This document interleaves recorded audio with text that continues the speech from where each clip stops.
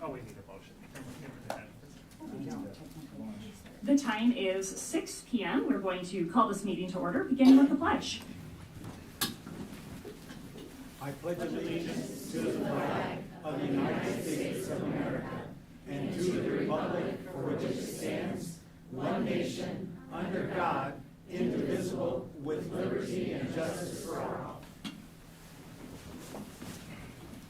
Brings us to 2.01. Do I have a motion to approve the agenda? I can make a motion to approve the agenda. I will second that.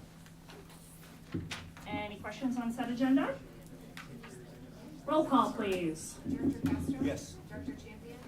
Yes. Director Dorner? Yes. Director Eastman? Yes. Director Lynch? Yes. Director Pevich? Director Smithson? Yes. Motion carried 601. That brings us to 3.01. Welcome to our BMS Robo Dogs. We're going to turn things over.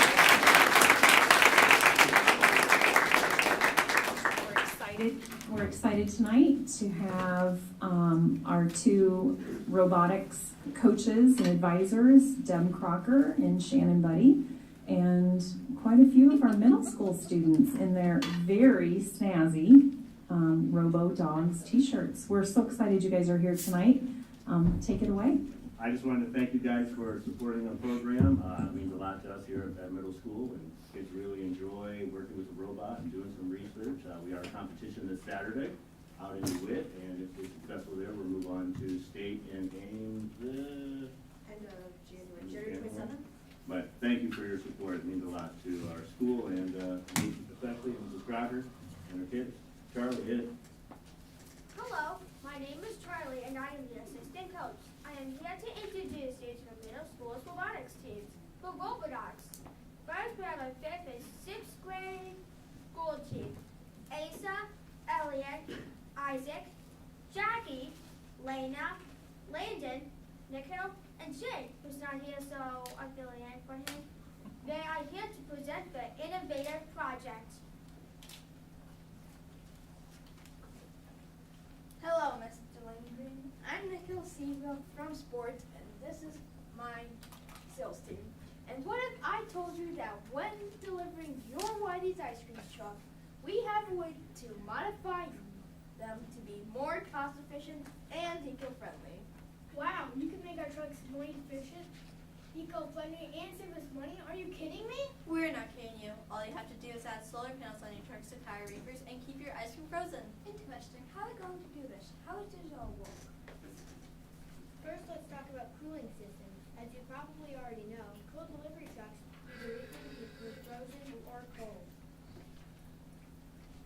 Reefers can maintain a desired temperature or humidity level for a long time. Power consumption is about 4 to 5.8 kilowatts per hour, depending on selected temperature. Reefers typically are powered one of two ways. The first option is diesel, but that's yellow energy, which is fossil fuels. And who wants that? The other option is white energy and an electric generator. Solar panels can tie to either system and help power your reefers. What solar panel options are available? There are 4 primary styles of solar panels available on the market today: monocrystalline, polycrystalline, pulse, and thin film panels. The best option for a solar panel on a lightweight truck would be thin film, since they're nice and lightweight. Compared to traditional solar panel cells, thin film solar panels are made up of electricity-producing layers that are hundreds of times thinner than typical silicone cells. They're usually less expensive, and it would be perfect on trucks. How are the solar panels going to power reefers? Your delivery trucks are 20 feet by 8 feet, giving us plenty of space. The panels we feel would be best are 58 inches by 27 inches, which would allow for 8 panels per truck. Each panel produces 200 watts of power. This would produce 1.6 kilowatts of power per hour. Each panel is $300 plus installation cost, which would be minimal. When the sun is shining, the solar panels charge the batteries. And once the batteries are fully charged, it goes into a trickle charge. The solar panels will continually trickle charge the batteries during daylight hours, even on cloudy days. This charging happens even when there isn't a driver. You don't even need the engine running. This all replaces the energy while the Refrigeration unit works while maintaining a constant temperature during deliveries. Additionally, the battery life is significantly extended through using solar charging. How are the solar panels going to absorb enough energy from the sun to power reefers? Davenport, Iowa has around 203 sunny days per year.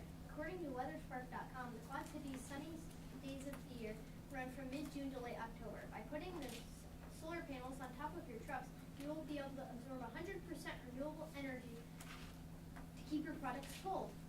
And this option is better for the environment. Well, sure. Solar power only produces electricity, but do not produce greenhouse gases, which hurt the environment by melting icebergs and flooding islands. According to transportation.gov, the transportation sector is responsible for more greenhouse gases than any part of the U.S. economy. Wow, I didn't know all that. But didn't you say something about saving money? Yes. Yes. Not only by switching to solar panels, you eliminate needing to use fuel. Not only by switching to solar panels, you eliminate needing to use fuel, but there's less maintenance with solar panels than with diesel. Since solar panels generate their own electricity, your drivers will not have to spend time fueling nor charging up your reefers.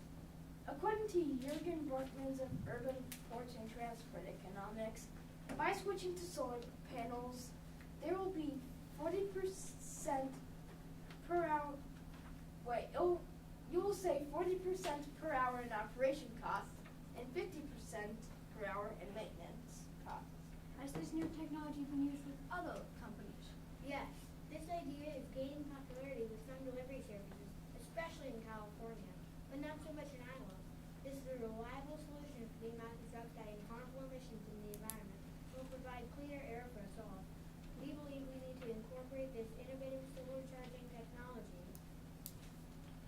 on the delivery trucks here in Iowa. Your company can be the face in Iowa of a cleaner, safer, and reliable energy. Save some green by going green, installing solar panels for delivering famous ice cream.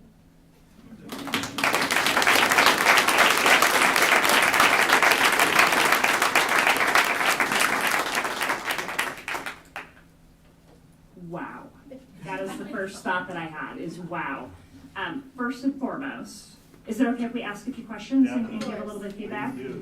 I have to know how long you guys have been practicing this and all of the hours you put into it, because your memories and clearly how much rehearsal has gone into this presentation is unbelievable. So tell me, when did you guys start this project and how much time have you invested into it?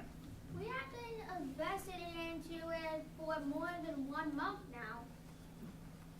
It is evident. We actually started between early August and late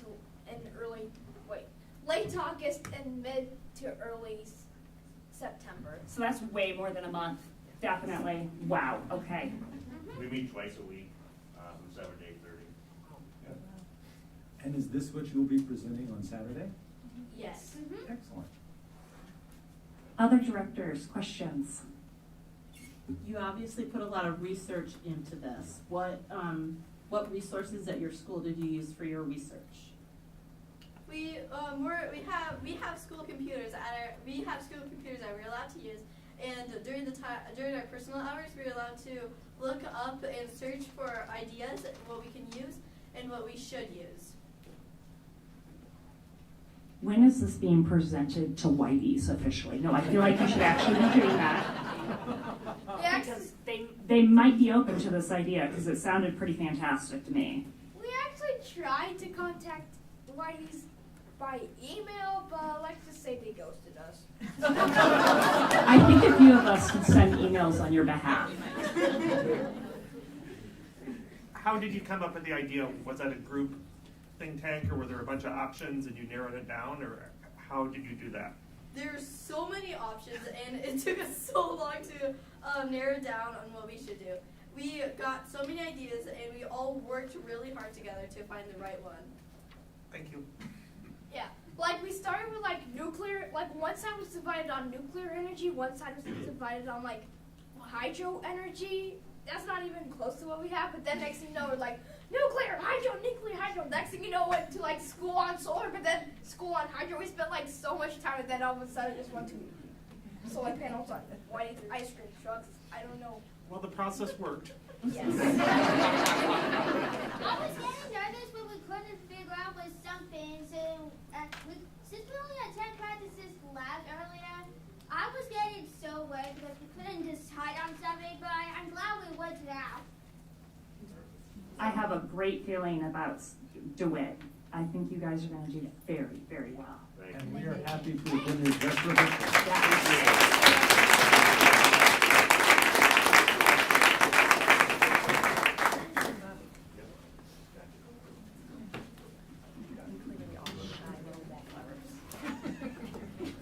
Next, we have a 7th and 8th grade black team. Charlotte, Conda H, Conda P, Luke, Truman, Darren, and Will. We are here with an innovative project. So we have two teams competing on Saturday. We ended up, we do it different every year, but this year we thought it'd be good with the experience that we had coming back to have an older team. So we got our 7th and 8th grade team, and I think our 5th and 6th grade was just one, right? Nikhil was the only one that was on our team last year, right? Yeah. So, and then this year we have 5 repeats on our older team, and then we got 2 newbies this year. So they got another presentation also. You might want to take this one into consideration. I hereby call everyone to order. The current agenda for today is discussing clean and reduced cost energy for the Bett North Middle School. Our head of operations, Kurt Pratt, has brought in the CEO of Wonder Solar Incorporated to help us find a solution to our problems. Please begin. Hello, school board. I came here as soon as I could. It's all about switching over to clean, renewable energy. As you may know, our September electrical bill has gone up by 28%. I suggest using solar panels to combat the rising costs. Solar panels? No way, but wouldn't wind turbines be better? Actually, for our school, wind turbines isn't such a great option. We don't have enough space to install them. Which is why I contacted Wonder Solar Inc. and their CEO, Garrett Little. Hello, I'm the CEO of Wonder Solar Incorporation. We can help you with switching over to solar energy. I have my awesome team here to tell you how solar panels can be utilized at BMS. Oh, solar panels? I know about some great advantages of solar panels. Like they work by sun rays hitting the silicon layers, but that's about it. I'd like to hear more. We'll tell you about solar panels in a minute, but according to Mid-American Energy, about 40% of the energy that Bendorf Middle School uses is fossil fuels. Fossil fuels are bad because they produce CO2 or greenhouse gases. So what does CO2 do to the environment? CO2 rises into the atmosphere and thins out the layer of oxygen between the Earth and the Sun, warming the planet up, melting glaciers and flooding small islands. This also contributes to more natural disasters like forest fires and hurricanes. So back to the solar panels. Are there any solar panels that you would recommend? There are 2 different types of solar panels, monocrystalline solar panels and polycrystalline solar panels. Monocrystalline solar panels take silicon and they cut them into wafers, while poly, they melt them into wafers. But the most recommended and commonly used solar panel is the monocrystalline solar panel because it's more efficient and can last up to 40 years. So, I have a question. What are some long-term financial benefits for using these solar panels? We would be saving approximately $72,000 a year or 40% of BMS's yearly electricity costs. So, but how will we store the energy from the solar panels at our school? How you store the energy varies, but we have a proposition for you. There are 2 common routes you can go down, a bidirectional meter and storage batteries. According to our contact, John Guy, the Vice President of Electric Delivery at Mid-American, a bidirectional meter is a system that gives unused energy back to the grid in return for energy credits that we can use when our solar panels are not making energy. So why shouldn't we store energy directly at our school through batteries? Along with the upsides of the bidirectional meter, there are downsides to storing directly at your school. If you were to store it directly at your school, it would require you to build infrastructure like a shed due to the fact that these large-scale batteries need to be in a well-ventilated area. What might this look like? Our idea would be made up of 1,250 solar panels over the science and east wings of the building, and this will take up 36,000 square feet of the available 38,000 square feet. and will produce 60,000 kilowatts per month? Bettendorf Middle School's roof is perfect for solar panels in 2 ways. Number 1, it is flat and solar panels can easily be installed and rest up there. And number 2, solar panels are out of the way of the athletic programs. Now for the price tag. Total cost of around $1.2 million, around $700,000 for the solar panels, and around $500,000 for the installation. So, how will we forward the endeavor into solar panels? Don't worry, the government has $500 million in fundings and grants to help schools switch over to clean and renewable energy. Well, thank you very much for that information. We'll definitely put this into consideration. Okay, now we are seriously considering solar panels. Solar is the way, so get on board today.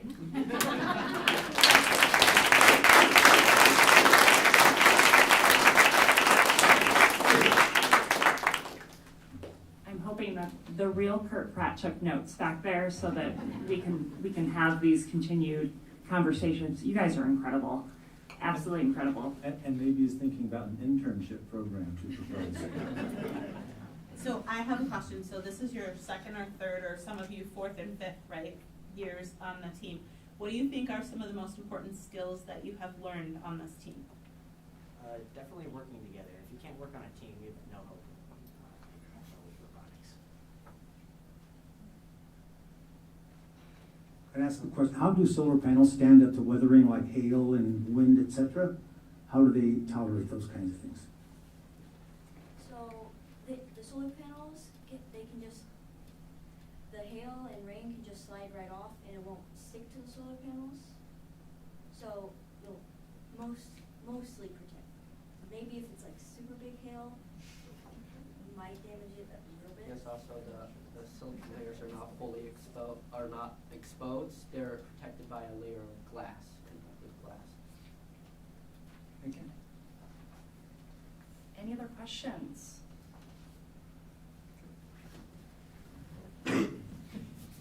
Just because I know that you guys will get some questions this weekend. Have you any thoughts on how you would service a roof underneath the solar panels? We would think about adding like extra structuring such as pillars to support the roof. Okay. So somebody could get in there and repair a leak or something? Yeah. Okay.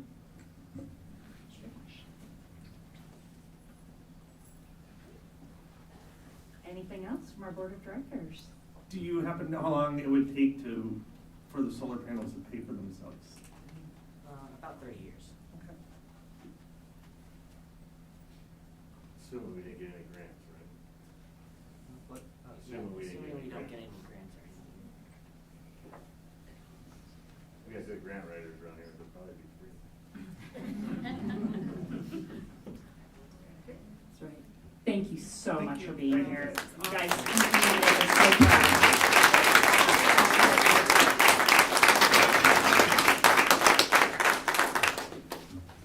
You guys can head on out. Right out that door. And we'll Thank take you guys just for your time. That's, thank you very so much for being valuable. here. Great Nothing practice nerves for out. us. Thank you and good luck. Thank Appreciate you. it. No cookies for the participants? And we'll wait just a moment and let the room clear.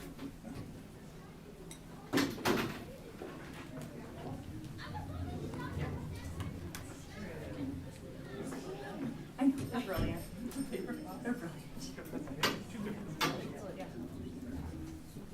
So when will we be reporting back on this proposal, Kurt? For the real Kurt Pratt, please speak up. He loves the roof.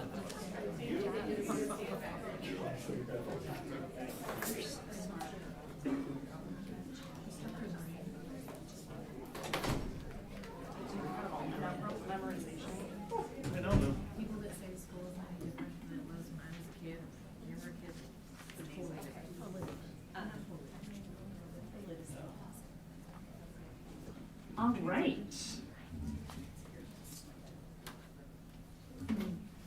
With the conclusion of the two wonderful presentations, brings us to 3.02, protection for students under the Iowa Civil Rights Act. Dr. have Morse. So tonight we have Sierra Walker. She is an attorney with the Iowa Civil Rights Commission. She is virtual. She is, for the three of you on this side, Director Castro, Smithson, and Champion, she will be behind you. She is here tonight. It was a board request to have additional information around this topic. And so she will be providing you all with a presentation in your folders tonight that were left at your table. You do have a copy of the PowerPoint that she will be going through. Sierra, thank you so much for being here this evening. We really appreciate your time.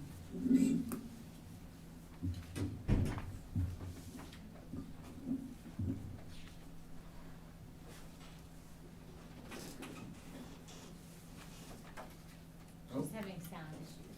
Okay. No worries, just let us.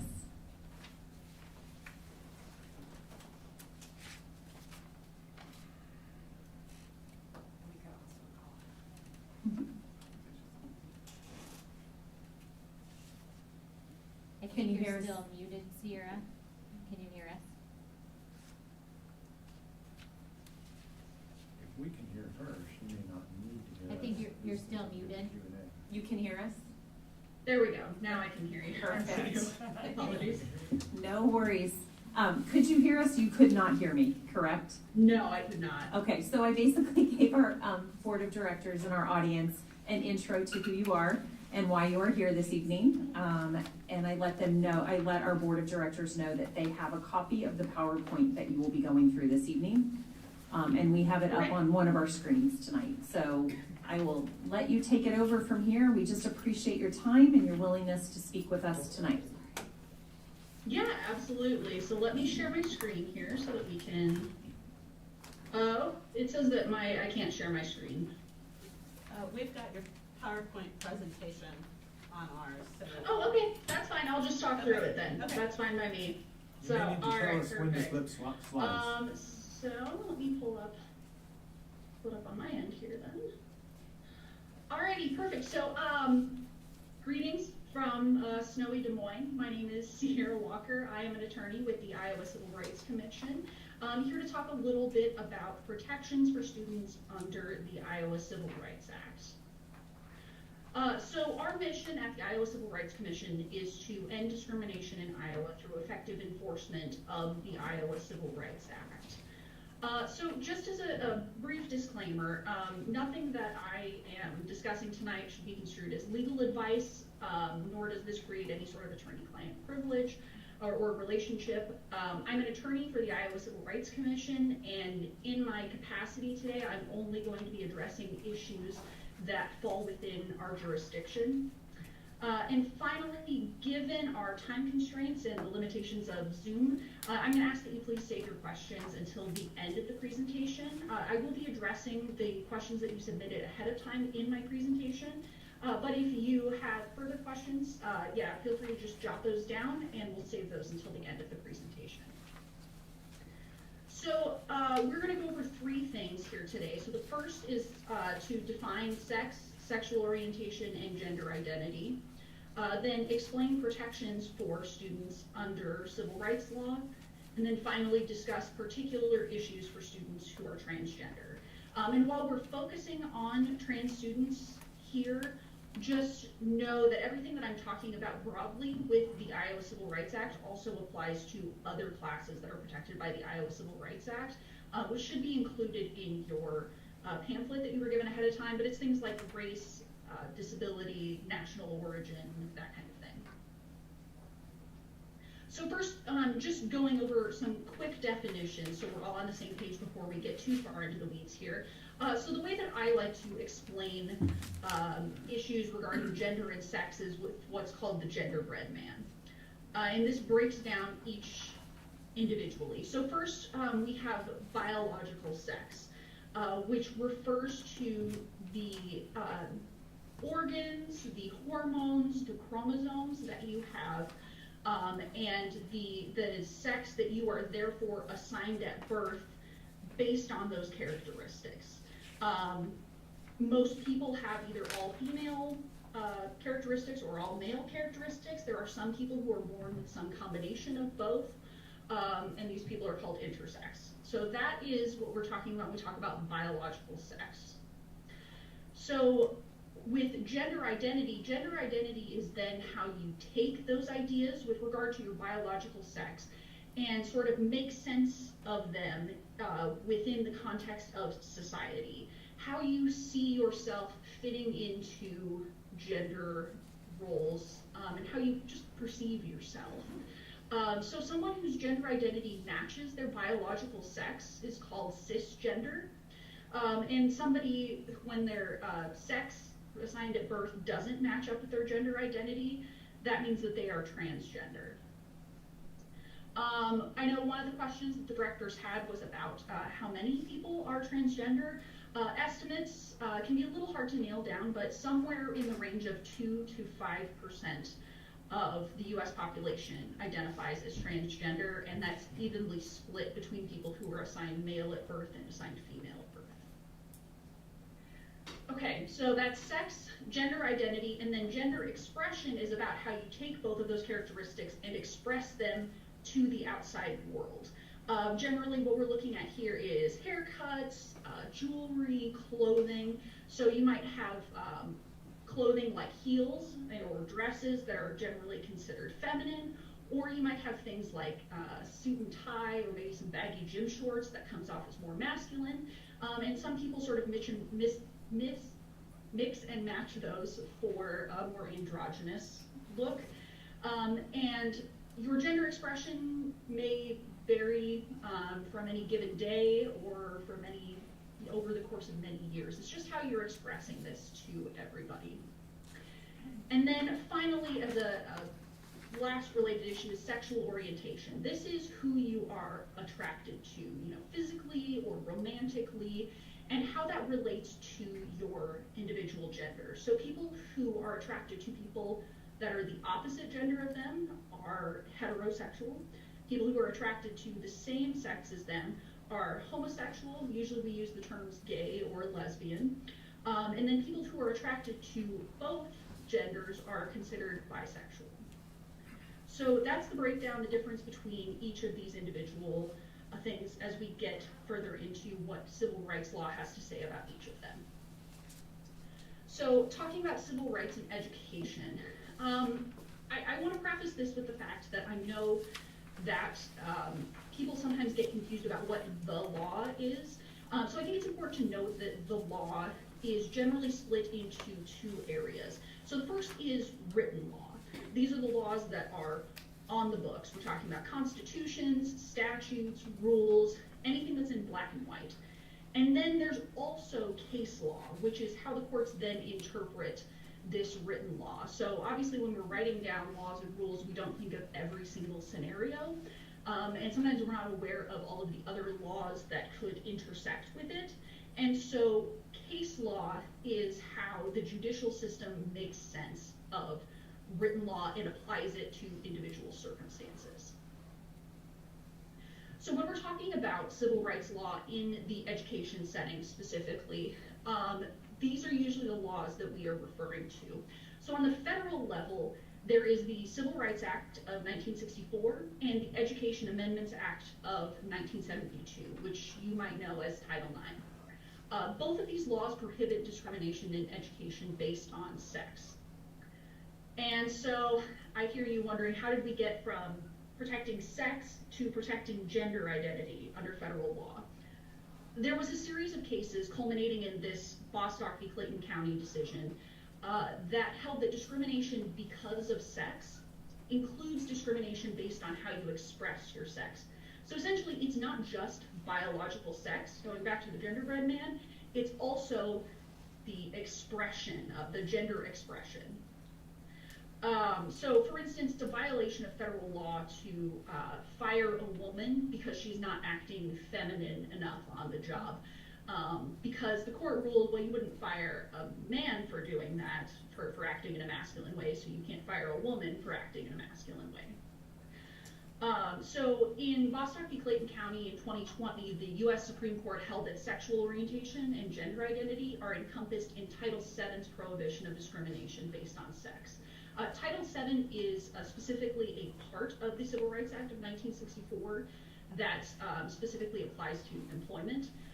But in this particular case, they held that sexual orientation and gender identity were so deeply tied to these sex stereotypes that they were protected by the Civil Rights Act. So for instance, a job wouldn't fire a woman for being married to a man, so therefore they couldn't fire a man for being married to a man, because that would amount to sex discrimination. So in the educational context, in 2020, the U.S. Department of Education announced, 2021, the U.S. Department of Education announced that it would extend Bostock's reasoning to Title IX cases, in essence prohibiting discrimination in education based on sexual orientation and gender identity.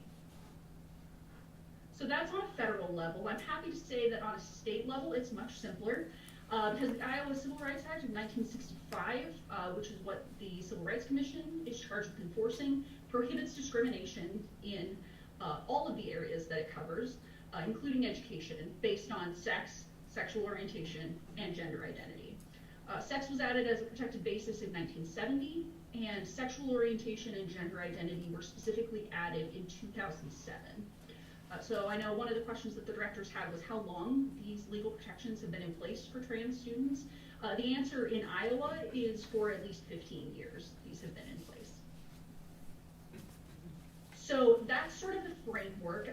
In particular, what we see at the Iowa Civil Rights Commission is generally, broadly speaking, two areas of discrimination in education. The first is just different treatment of different groups of people.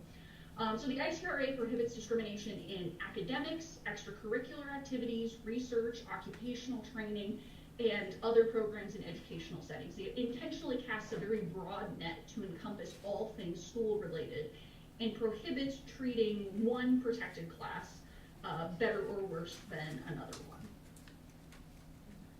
So another area that we see come up a lot in education is the issue of harassment.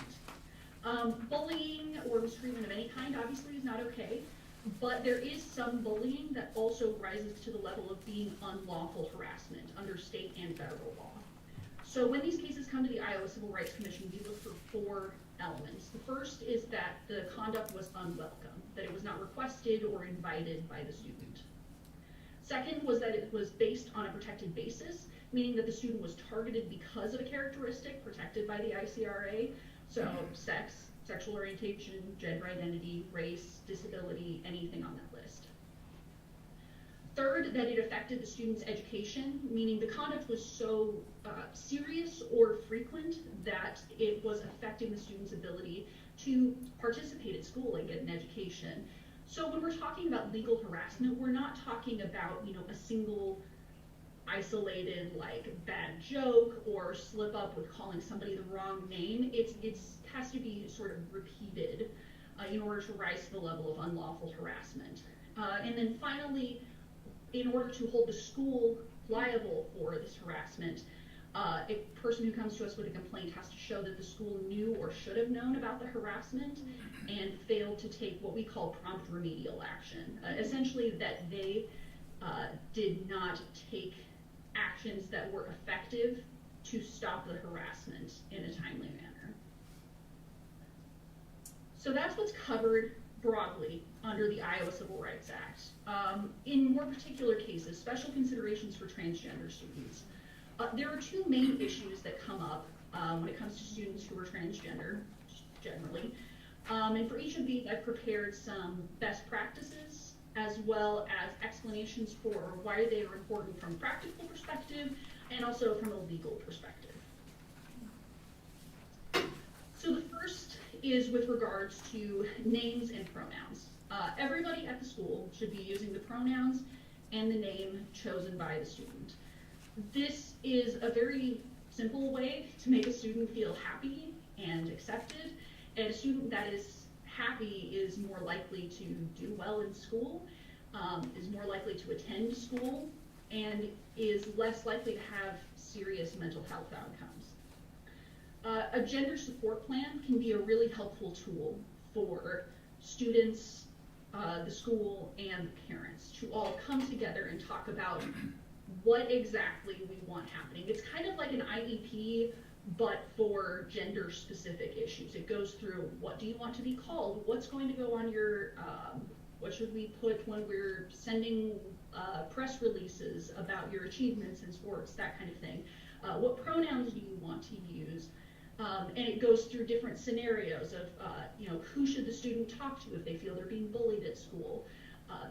Those sorts of issues before they come up in school. And the importance of these plans is that it gets everybody on the same page so that if problems arise, everyone can say, well, this is what we agreed to. And it shows that the school was trying to accommodate this student and help them. Gender Spectrum is an organization that has one of these gender support plans, but there are other organizations that have templates that you can use as well. And so one of the questions that I got was about what students or parents can or should do if names or pronouns aren't being respected at school. The first thing is they can address it with the school in accordance with sort of normal harassment or bullying policies. They can also file a complaint with the U.S. Department of Education or with the Iowa Civil Rights Commission.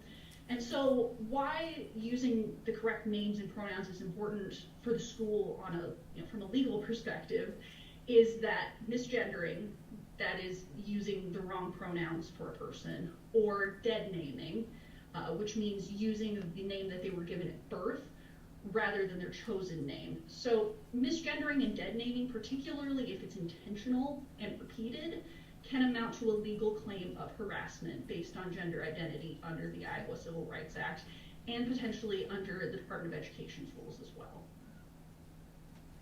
So that's that first one. The second is sex-segregated facilities. So students must be allowed to use the bathroom that matches their gender identity. Allowing students to use the restroom of their choice is, again, an easy way for trans youth to feel supported and safe. But I get this question asked a lot, what if something goes wrong? Normal disciplinary policies would still apply. So if there's any issues that arise, they would be treated the same way that the school would treat any other disciplinary issue. As long as you're treating it the same way that you would treat a cisgender student, that's fine. That's not discrimination, that's just normal disciplinary policies. So from a legal perspective, forcing students to use a particular bathroom opens the school up to potential complaints and lawsuits with the Iowa Civil Rights Commission and the U.S. Department of Education. And so this applies to all sex-segregated facilities like locker rooms as well.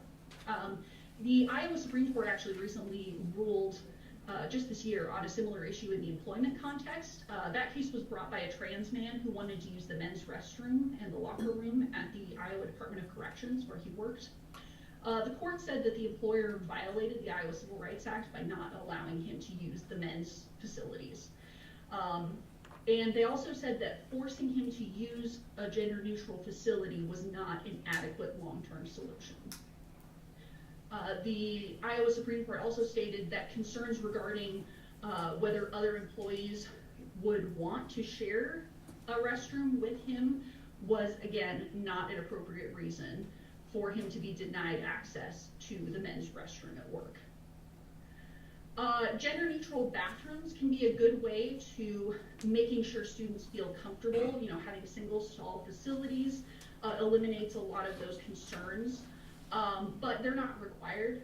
I realize that there are some particularly old school buildings where building an entire bathroom is not an option, but they can be a good option for newer facilities. So there were some questions from the board regarding a requirement that a student use the same bathroom every time, and by that I mean solely the women's restroom or solely the men's restroom each time that they go. I'll say first, this issue has not been addressed, as far as I know, under Iowa, certainly not under Iowa law, and I'm not sure about on a federal level.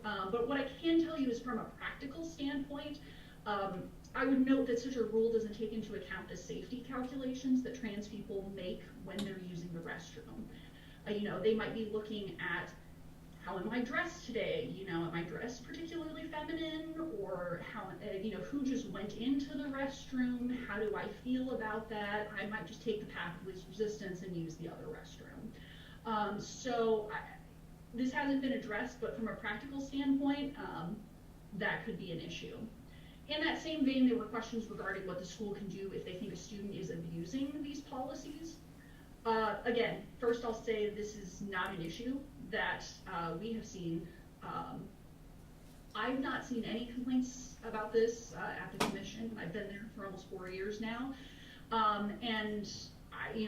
We certainly haven't had any litigation or anything like that on the issue. But if such a topic were to come before the commission, I can say that we would look at a number of factors in that situation. We would be interested in what sort of concrete facts led to this concern that the person was abusing the bathroom policy, that perhaps they weren't genuinely transgender. We would want to know why did you feel that way? And if there is some concrete reason why, then that might not be as big of a concern for us. And then we would also want to look at, again, how similar disciplinary issues were addressed for other students. If the school is following its normal disciplinary policy and applying it to students regardless of gender identity, again, that would be an indication to us that this was not a violation of the Iowa Civil Rights Act. So the bottom line with all of this is this person being treated the same way that a cisgender person would be? If the answer is no, the school is opening itself up to potential legal liability. So, you know, if you have no problem calling someone named Robert Bobby at their request, then you should have no problem calling them Sarah, for instance. A couple of other topics that I know you guys had questions on. The first was the sports ban. Earlier this year, Governor Reynolds signed a bill regarding transgender student athletes. This says that if a sport is split by gender, you know, a girls team and a boys team, it bans trans girls from participating on the girls team. It does not affect the boys teams, nor does it affect anything that's co-ed, like shooting and some equestrian events I know are co-ed. So with regard to this law, there's two important things. The first is, while this law is on the books, it has been signed by the governor, it has not yet been challenged in court. So we're not entirely sure how it interacts with things like the state constitution, the federal constitution, and in that same vein, we don't know how it interacts with the Iowa Civil Rights Act and its requirement that there not be discrimination based on gender identity. So that's just not an issue that we have addressed yet. One of the other questions that I got was about, when does one student's rights take precedent over another student's? You know, if one student has religious objections to a trans student, for example, those competing protected classes under the Iowa Civil Rights Act. And I realize that this is not the most satisfying answer in the world, but there's not really a hard and fast rule in these scenarios, and generally becomes a balancing test. But as a general rule, everyone has civil rights up to the point that it's affecting other people's rights. So a student with religious objections to sharing a bathroom with a trans student could potentially request a religious accommodation from the school to be allowed to use a different restroom, maybe one at the nurse's office, something like that. But they might run into issues if their request is that another student be forced to use the nurse's bathroom, for example. So that's what I have prepared. This is all of our contact information. Anybody can file a complaint with the Iowa Civil Rights Commission. Our agency handles everything on a case-by-case basis when someone files a complaint.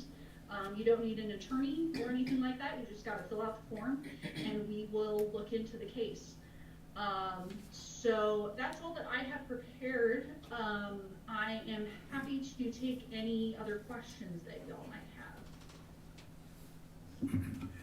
Directors, if you have a question. We can start at one end of the table. Director Pevich, if you'd like to begin. Yes, Sierra, the last thing you mentioned was my question, and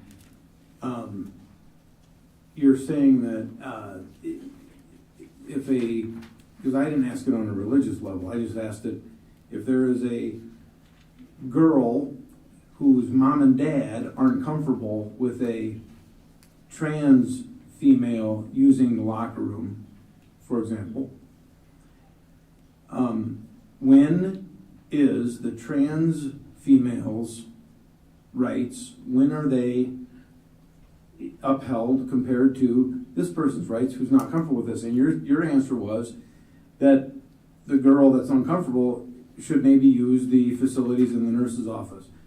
And why is it that it's not the other way around? I'm just not, that's what I'm not understanding. Why is it that, because again, you said that it was the Department of Education that decided to adopt, not the Supreme Court. That's not a law. The Department of Education decided to adopt these things in 2021. That's not a law. And so why can't a school say, here's the deal. I've got, you're saying 2% of my people, I forget your exact number, 2 to 4% or whatever you said of students. I can have a facility for 2 to 4% of people. My other 98% of people are going to go into either the boys or girls rooms. That makes more sense than trying to have a bunch of people that are uncomfortable perhaps, that are trying to use a different facility. And so I'm not understanding your answer.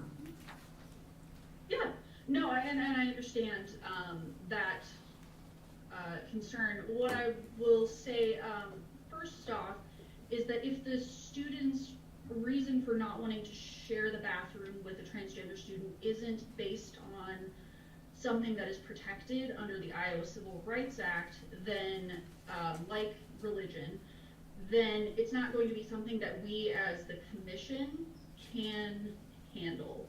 What we can handle is discrimination based on gender identity. The other thing that I would say is that it's not just the U.S. Department of Education adopted this as part of, I'm not going to give you a course on administrative law, but as part of their process, then that's how they're going to enforce these laws against school districts for the foreseeable future. But in addition to that, on a state level, the Iowa Supreme Court has said that other people's potential objections to sharing a bathroom with somebody who's transgender is not a good enough reason for an employer to not allow a trans person to use the facility that matches their gender identity.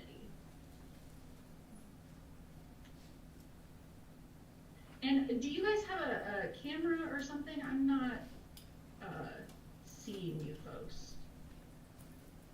I had it turned off because it wasn't. I'm not much That's okay. to see. I'm happy to listen attentively, but it's easier when I can see people.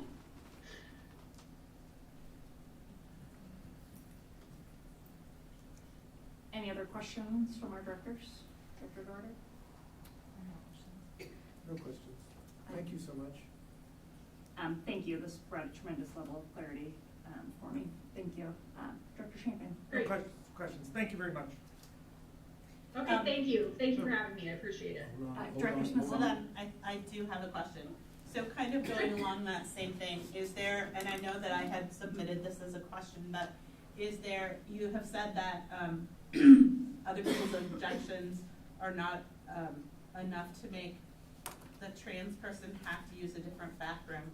If a trans person was told to use a gender neutral bathroom, right, that would, and they did not want to, then that would then become an issue that would could potentially go to the Iowa Civil Rights, correct?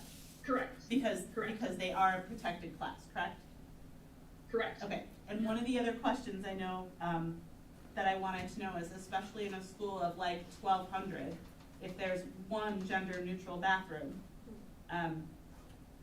is there a certain number of gender neutral bathrooms that would be needed to make it equal? Or is it, if they don't want to use the gender-neutral bathroom, they can use the bathroom of their choice? There's no requirement, there's no set requirement for how many you have to provide. It's just, you know, if they are available and the student wants to use them, great, because, you know, those sort of single-seater restrooms can make things more comfortable for, you know, the trans student, but also potentially for students who, for, you know, whatever reason, aren't comfortable sharing the restroom with trans students. And so there's no requirement that there be any particular number of gender-neutral restrooms, just that they be allowed to use the restroom that they feel most comfortable using. And if the only options are, you know, the men's or the women's restroom, letting them pick which one they want to use. Thank you. Dr. Castro. Yeah, Sierra, thank you for coming tonight. I just have a couple of questions and kind of short answers. How is it determined that a transgender student is identified as transgender? Parents, counselor, committee, mental health, evaluation, others. How is it determined a student is identified as trans? Generally, we take the child's word for it. You know, it's not something generally that's thrown around kind of willy-nilly. It's usually, you know, a sort of process for the individual student, and they might talk it through friends or a counselor or a teacher or with their parents. And that's one of the reasons that I really like these gender support programs, personally, is so that everybody can get on that same page about where the student is at developmentally and how they perceive themselves and feel about themselves. I think that's important. So what if a parent says, I don't want you to be identified as transgender school? Does that create a bigger issue? That it would be an issue that is sort of outside the scope of what we would cover with the Iowa Civil Rights Commission, unfortunately. I would have to kick that to your legal counsel. Okay, can a transgender identified boy student use the girls' restroom in the morning and the boys' restroom in the afternoon? I think you covered that, did you?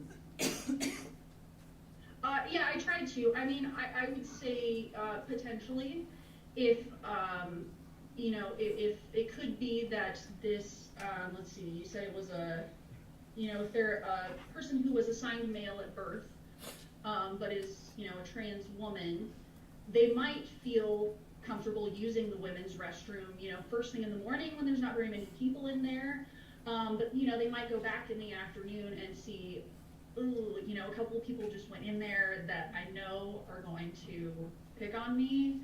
I'm just going to go use the men's restroom. I think potentially.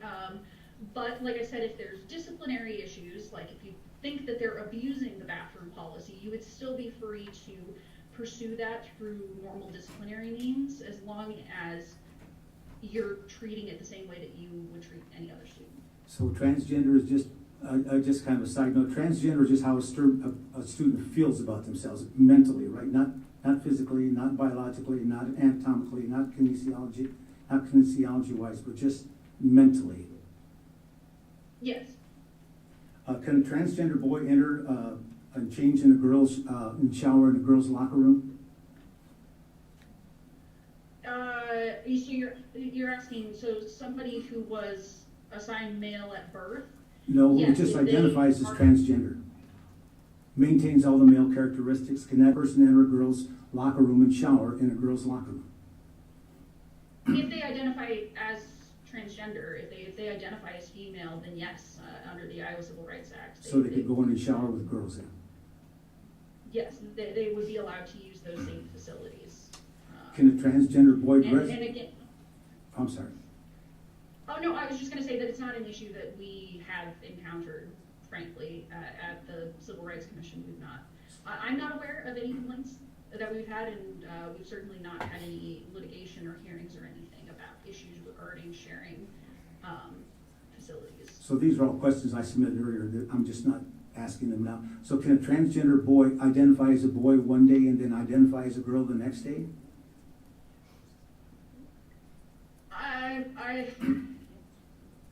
I mean, that's they could. I mean, it's one of those.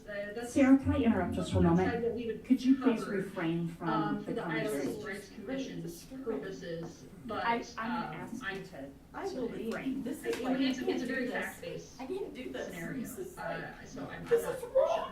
This is so wrong.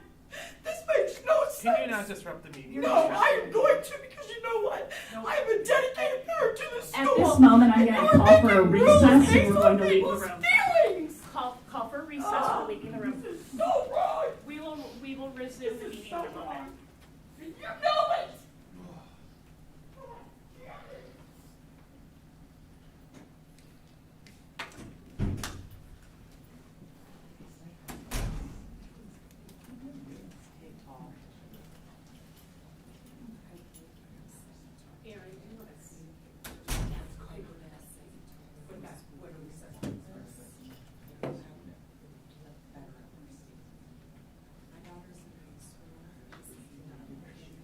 Just questions asked.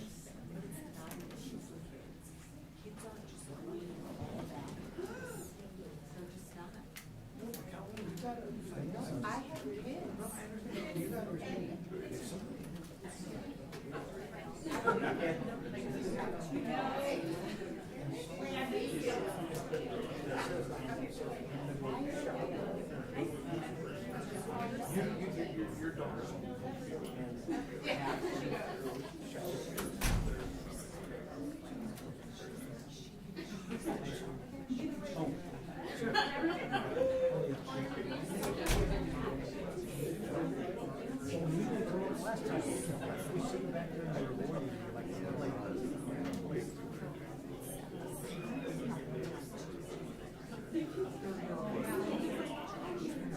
That's very good.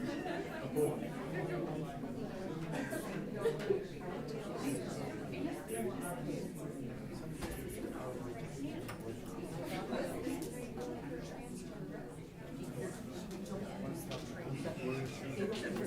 Before we resume the meeting, I do want to let everybody know the reason I called for a recess is due to training during IASB's recent conference. Any major disturbances during a meeting, we will continue the practice of always calling for a recess and exiting the room. And then once the room has regained a level of decorum that would be expected for a public meeting, then we will immediately resume the meeting.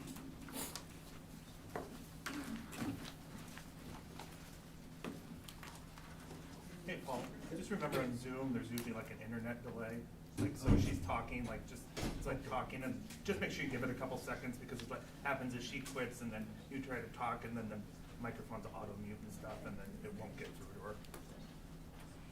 her. Sierra, I'd like to thank you for your patience for our momentary recess. So at 6:57, we would like to resume our meeting. Thank you. Paul, did you have any other No, questions? that's it. That's it. Okay. Thank you. Any other questions from our directors? I just have one that I just want to clarify was her, I want to say again, I just want to ask this question again, because I think you've said it twice, but I just want to make sure it's said a third time. Have you had any complaints about a student to the Civil Rights Commission where a student was using the facilities and another student has come to the Civil Rights Commission saying, we have a trans female who is showering in the girls' bathroom and we want that to stop? You have not, or you have? No, we have not. I am not aware. I've been working at the commission for 4 years, and I am not aware of us having any complaints like that. And I know for a fact that we haven't had any sort of litigation or hearings regarding those issues. Okay, thank you. I just want to make sure that that was made very clear. Yep. No, I appreciate it.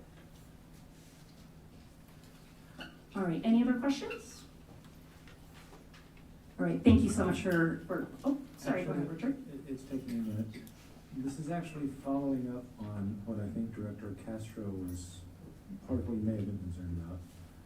If a cisgender male were to claim to be transgender so as to go into the girls' locker room, that would not be acceptable, I presume. Right.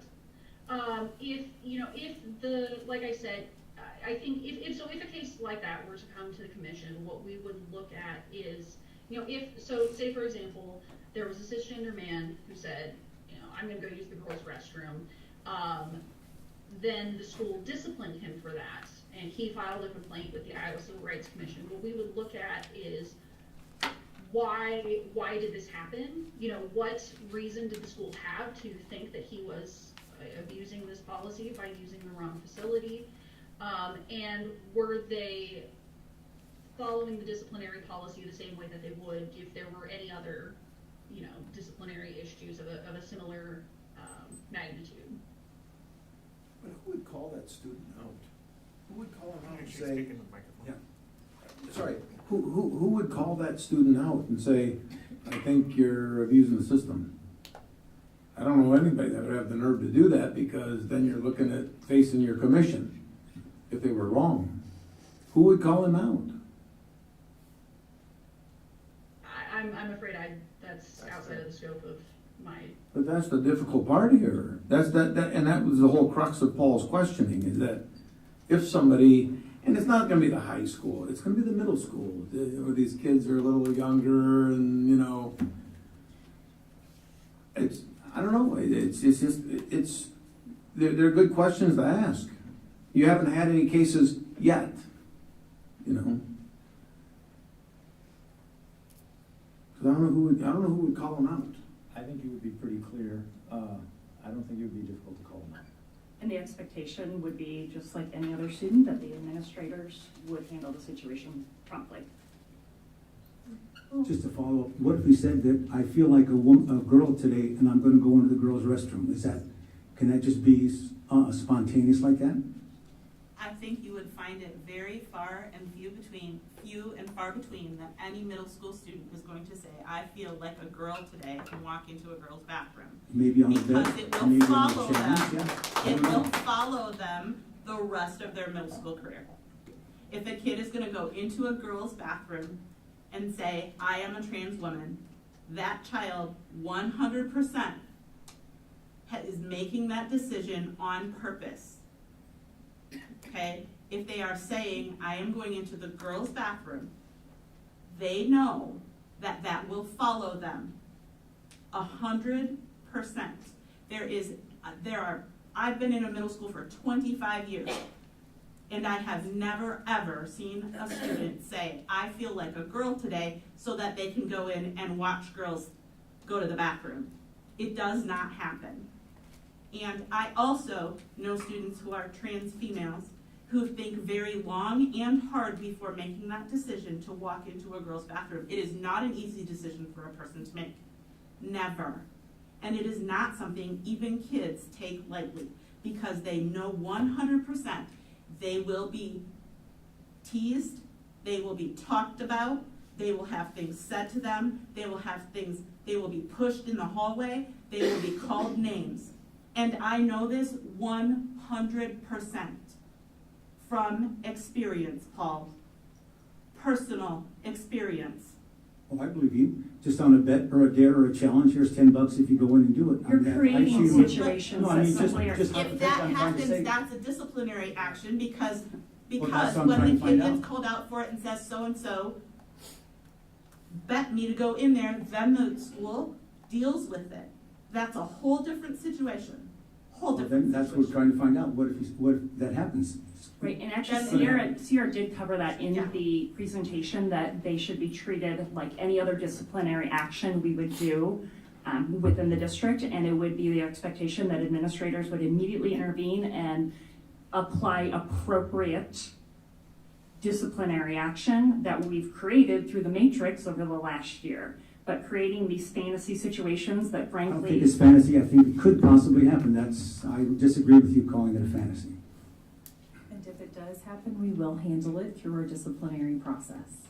We also have a process, as I look at all of our counselors who are here tonight, thank you guys for being here, where there is a lot of time spent with students who are wrestling with gender identity, gender orientation, sexual orientation. We have very structured process where our counselors, administrators work with the family and the student to develop a plan so that that student feels safe, feels welcomed, and so that we know what the plan is and how to respond. Did I miss anything as I look back at our counselors? Okay, just want to make sure. I would just, I apologize if I'm jumping in, I still can't see anybody, but, if you're interested in, the Iowa Civil Rights Act and gender identity, I definitely recommend reading. The decision is called, VRUE, the Department of Corrections. It's VROEGH, I believe is how you spell VRUE. But it covered, some of these issues. So for instance, the court seems to suggest at least that it was okay for like a gender neutral restroom to be a temporary solution while they worked with this, trans man to try to sort out how this was going to be handled at work. It just can't be the only long-term solution. So, I don't think that it would be something that, if it happened out of the blue, it's okay for the school to take a few steps in between and set up, say, that gender support plan before, walking straight into the whichever restroom. So I would recommend reading that decision if you haven't. I think it's got a lot of good insight into the Iowa Civil Rights Act's requirements. And Sierra, is that the decision out of the Mitchellville prison last year, or is that a different case? I think you referenced that. I can't remember where exactly the prison was, but it was somebody who worked for the Iowa Department of Corrections. Yes. Thank you. Any other questions for Sierra? Okay, hearing none, thank you so much for taking the time to educate us on this. Yeah, absolutely. Thank you so much for having me, and I appreciate it. Thank you, Sierra. Thank you, Director Champion. All right, Just thank pulled you. that case up. It was, the plaintiff was a registered nurse at the Iowa Correctional Institute for Women from 2009 to 2016. It doesn't take the time. Okay, that brings us to 3.03. At this time, any member of the audience may address the board with comments about items of interest or concern. Citizens wishing to address the board during public comment must complete the public input form located at the front of the room prior to speaking. Please state your name and please limit your comments to 3 minutes. Iowa law prohibits discussing specific employees or their job performance. As a reminder, we caution those making public comments that what they say can violate the rights of others under the law of defamation or invasion of privacy. And if you are unsure of the legal effect of your remarks, you should seek independent advice prior to making comments.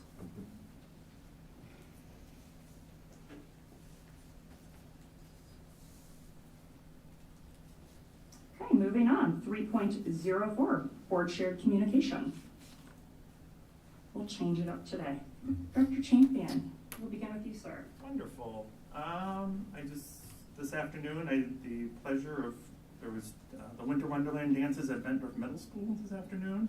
6th grade had their own session from 3 to 4, and I had to leave prior to the 7th and 8th grade session, but I just want to reach out to staff, and especially the staff that were supporting student council, who got everything ready, Alan's staff that stayed over past their normal working hours to facilitate that. But the kids were all great. They were running around, dancing. There was absolutely 0 issues, and it was just a great time. So, Parent Link was there selling pop and popcorn, and I just would encourage Bettendorf Middle School parents to get active in Parent Link and support that mission as we support the staff in the building. Thank you. Thank you. Dr. Lynch. I have nothing to report. Thank you. Director Smithson. And I know we'll talk about it later, but I just want to say thank you for allowing us to attend IASB.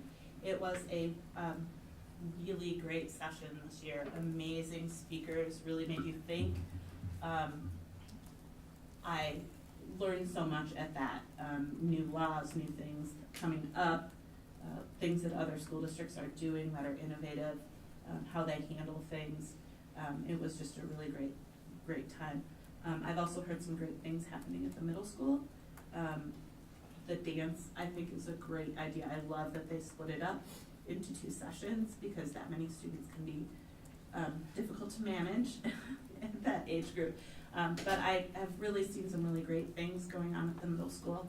I see Mr. Fry out there, and I wanted to just tell him thank you. I know he's one of our GSA advisors, and the communication coming from that group is amazing. The learning that they're doing for our students is really great too. Thank you, Dr. Dorder. Yes, I also wanted to say how much I appreciated attending the IASP conference. I was able to serve as our district's delegate at the delegate assembly. It was incredibly enlightening. I learned a lot and very interesting for me to sit in. So thank you, Director Lynch, for letting me steal your position there. I also had the opportunity to read at Grant Wood through the classroom several weeks ago, and that was just so much fun. And I attended the blood drive at Edison today and witnessed several wonderful students donating blood alongside of me. Well, I tried and failed. They were doing an excellent job of donating. Thank you. Director Castro. I have nothing. All right, and Director Pevich. The only thing I was gonna say is donate blood. We need it badly in this community. Thank you. And then a couple things that I would like to share. First of all, I want to say a huge congratulations to our 36 early graduates that will be finishing very soon. So congratulations to all of those students. Incredibly proud. Hope they come back in May to walk the stage officially. I too had the opportunity to spend a good chunk of my afternoon at Neil Armstrong getting to read to the kindergartners, and there's nothing better than 5-year-olds in a kindergarten room. So that was great, and I appreciate the time that the teachers allowed me to be in the classroom. And then Director Dorder and Smithson and I had the opportunity to present the Wayne Cheremy Awards, and we hope to continue to get to participate in that activity. We have so much to be proud of, and man, we have some tremendous kids earning the Wayne Cheremy Award every quarter. So I'm so incredibly proud and honored to get to be part of that. And then I too got to attend the IASB conference and the president's session with our superintendent, and learned a tremendous amount, and that was a great experience to once again get to be there.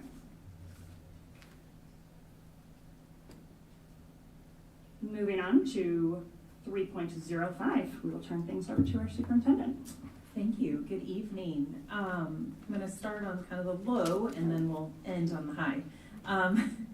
We unfortunately, like others in our area, as well as across the state and across the country, are experiencing high numbers of student and staff illnesses. We have had numerous sites that have had to report to the Iowa Department of Public Health for hitting over 10% or higher of student absences.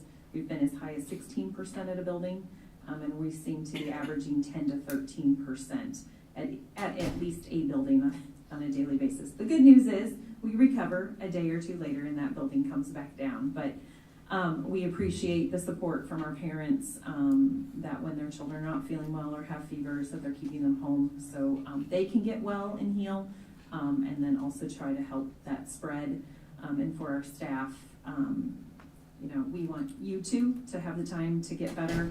I also want to thank all of our other staff, including administrators who have stepped in when we have not been able to secure enough subs, and they're stepping in on their prep periods. They're stepping in when they could be doing, needing to be doing other things, and graciously not, rescheduling meetings so they can go help support and sub in the classroom. So it definitely takes an entire team, and so we hope with the upcoming winter holiday, we can all find time to maybe stop the spread of germs. But I do want to give a huge shout out and a thank you to one of Kurt Pratt's team members, Dawn Lawrence, who is our custodial supervisor. We had a building ask if there was anything we could do to deep cleaning, and without hesitation, he worked with our custodians almost overnight to deploy our electrostatic sprayers to go in and spray our high traffic, high touch areas, desks, doorknobs, chairs, you name it, surfaces, so that we can try to help mitigate some of that spread. And so I truly appreciate his willingness just to do what it takes to get all of our custodians on board, and they just went off, and we're making sure that gets done on a consistent basis. Have had the opportunity this week to see the first 2 of our 5 elementary schools in their winter sing performances. There is definitely nothing better than watching our little ones on stage. Got to see even 2 of our preschool classrooms today sing. I look forward to seeing our other 3 schools who perform tomorrow, Monday, and Tuesday. And thank you to the high school, to our staff and our administrators, to the custodial crew for your patience with the parking lots and all the extra bodies that come with hosting Winter Sing. We appreciate your flexibility. On Tuesday, students from all of our 5 elementary schools, our middle school, and our high school, so we had reps from every school in the district, came over here and spent about an hour in our library at the high school. And they were engaged in activities around gaining their input and feedback on our journey through looking at our branding. So they were asked to work in groups to talk about what is it that they like about our current mascots. If anything were needed to be changed or updated, what would that look like to them? What does our mascot say to them? What characteristics should it embody or does it embody? It was a great opportunity just to sit back and watch our students. I loved seeing our high school and our middle school students take leadership and really help solicit input from our elementary students, and to watch our elementary students be in awe of our older students. I have to give a lot of credit to our Director of Communications, Celeste, for making all of this happen and pulling it off, and thank you to our transportation team, who, while even short-staffed, made sure that our students got here and then got back to school safely. One, I think we said if we did this again, was to build in time for our younger students to take a tour of the high school and have our high school students be their tour guides. So that was fun and exciting. Had the privilege of judging the 3D ornaments today down in the CAD class. We are so lucky to have Dan Drexler back. He got to retire for 6 months, and then we pulled him out of retirement. And so I was invited to be a judge and went down and saw just the amazing work that our high school students do in designing an ornament, and learned all about how the machinery works and how you can overlay color, and had the privilege of taking Kathy, my admin, with me, and we both just left in awe of how talented our students are. On Monday night, we hosted a community forum as part of the facility master planning process. We invited our community in to the middle school for a listening and learning forum. Tours started around a little after 5, and our Director of Operations led those.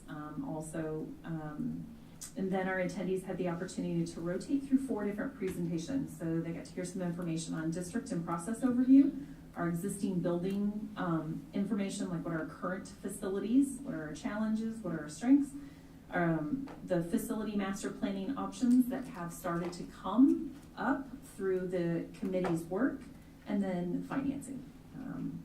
And so Celeste designed a beautiful kind of note-taking packet for our attendees, and in there was an insert with 4 questions that we asked for some specific feedback.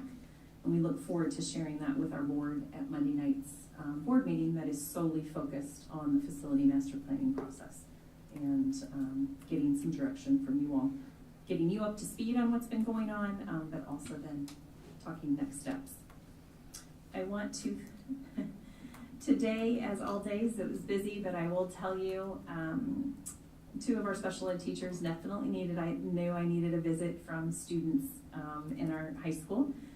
Justin Lauer, our work-based learning coordinator for special education, and Carrie Taubert, one of our level 3 special education teachers, have been working together to help our students practice their communication skills and learn about serving others and serving our communities. So they've come up with different projects. Well, today I was, out of the blue and out of a surprise, delivered a very fancy coffee that they had made, even with a chocolate-covered spoon and a peppermint stick.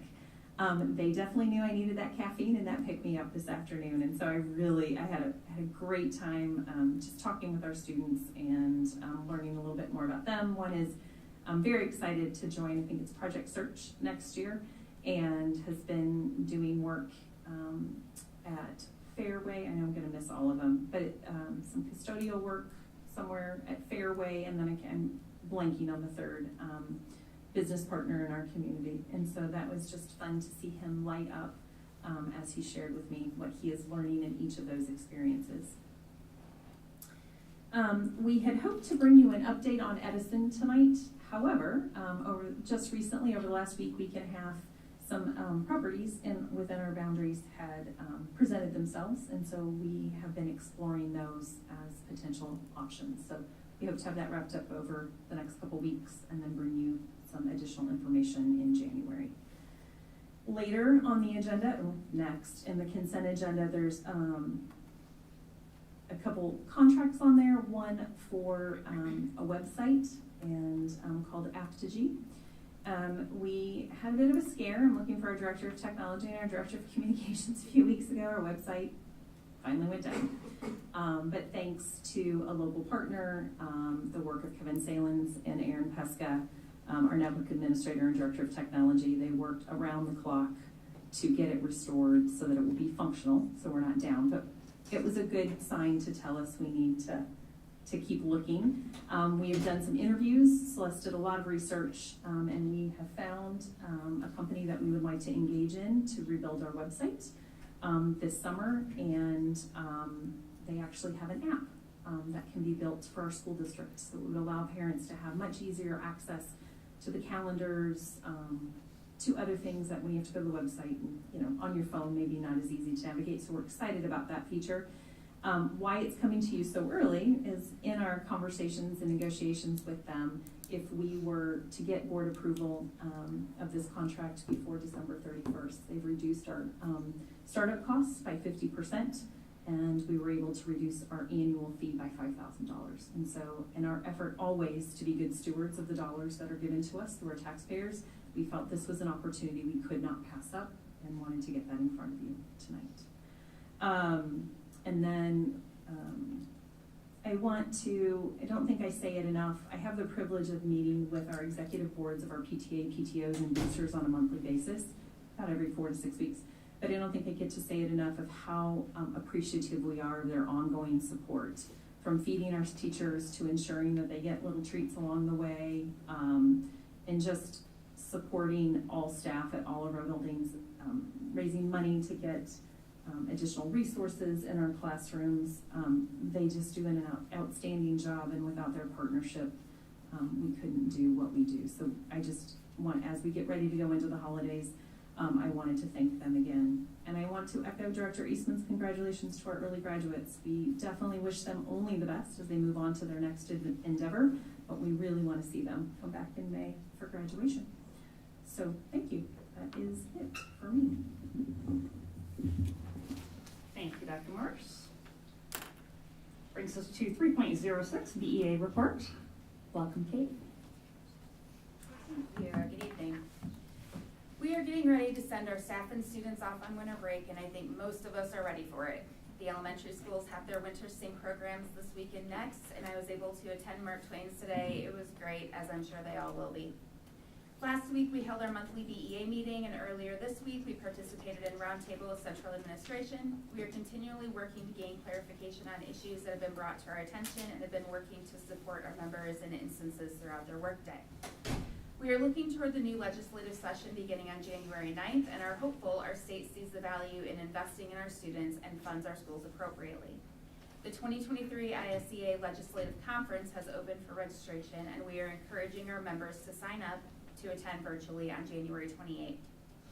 We also want to let it be known our organization's stance on tonight's controversial topic. It is the right, regardless of gender identity, gender expression, or sexual orientation, to access a free and public K-12 education. The BEA welcomes and supports all students. The BEA recognizes that there are employers and employees of the highest caliber who are a part of the LGBTQ+ community. The BEA recognizes that families in our community come in many different forms, and the BEA values all families and students' caregivers, regardless of gender identity, gender expression, and sexual orientation. The BEA prohibits discrimination, including discrimination based on gender identity, gender expression, or sexual orientation. We want to support our educators to ensure an environment that is safe for all. The BEA supports education that celebrates our different identities. Education personnel are often the primary sources of support, resources, and information to assist and support students in learning, which includes their social and emotional health. Join us in supporting our LGBTQ+ students and educators, and sign the pledge on the NEA Education Justice website. Also visit the National Education Association resource to obtain additional information of how you can support our students and educators in and out of the classroom. Congratulations to the early graduates, and we hope everyone has a great holiday season and is able to enjoy time with their family and friends. Thank you. Thank you. Brings us to 3.07. Tessa. Welcome, Melissa.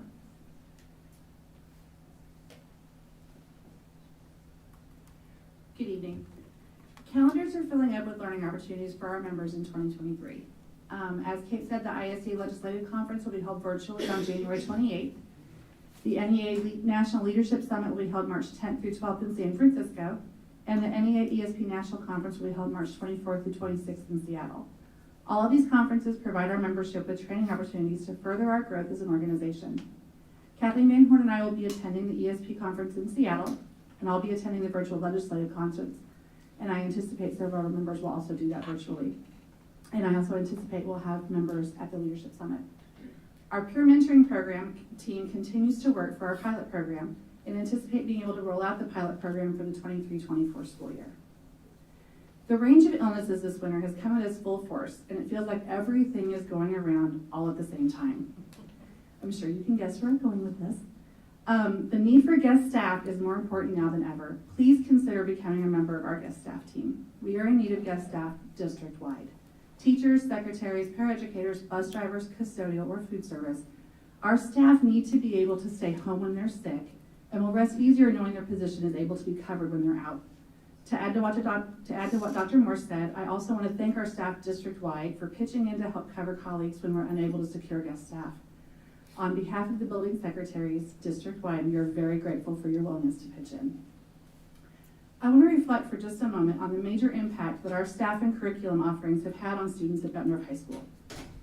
I'm excited to head to Ames tomorrow with our family to celebrate my son's graduation from Iowa State University. His degree choice, a major in industrial design and a minor in performing arts with an emphasis on technical theater, are a direct result of the impact our industrial technology and fine arts departments have had on him while he was at BHS. He comments often on how those teachers impacted him, and he's just one example. We have many alumni who frequently come back to see teachers and staff that have had a profound impact on their lives and the plans they have for the future. And I just want to make that something that our district should be incredibly proud of. Thank you. Thank you. Brings us to 3.08, BSSA. Don't believe anyone is here, so we will move on to 3.09, Student Board Representative. And I don't see Dylan.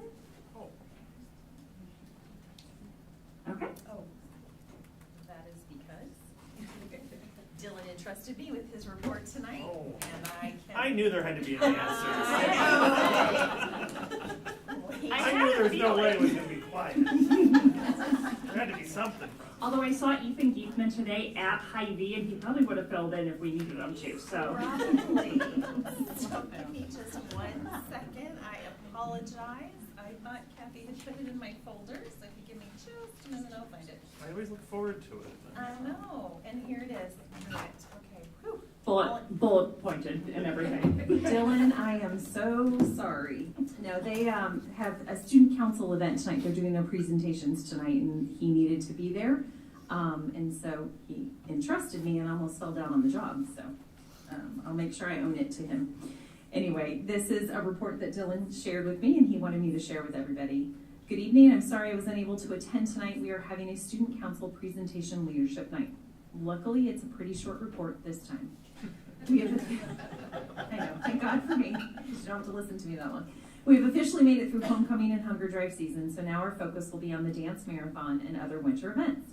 We work with the University of Iowa, specifically the children's cancer patients, by providing monetary and physical support, while also spreading awareness for the cause and educating the community. Our plan is to work with local businesses to involve the community, hold a large event for our elementary middle school students and families with fun activities, sell energy drinks and dance marathon bracelets at the high school before and after school and during lunch, and all schools will have donation bins in the main offices, and we will support any fundraising ideas the elementary and middle schools do.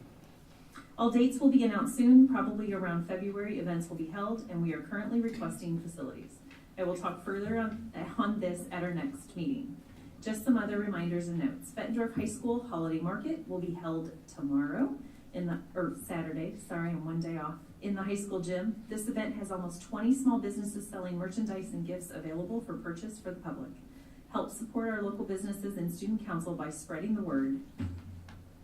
Happy holidays, and I will see you in January. Best regards, Dylan.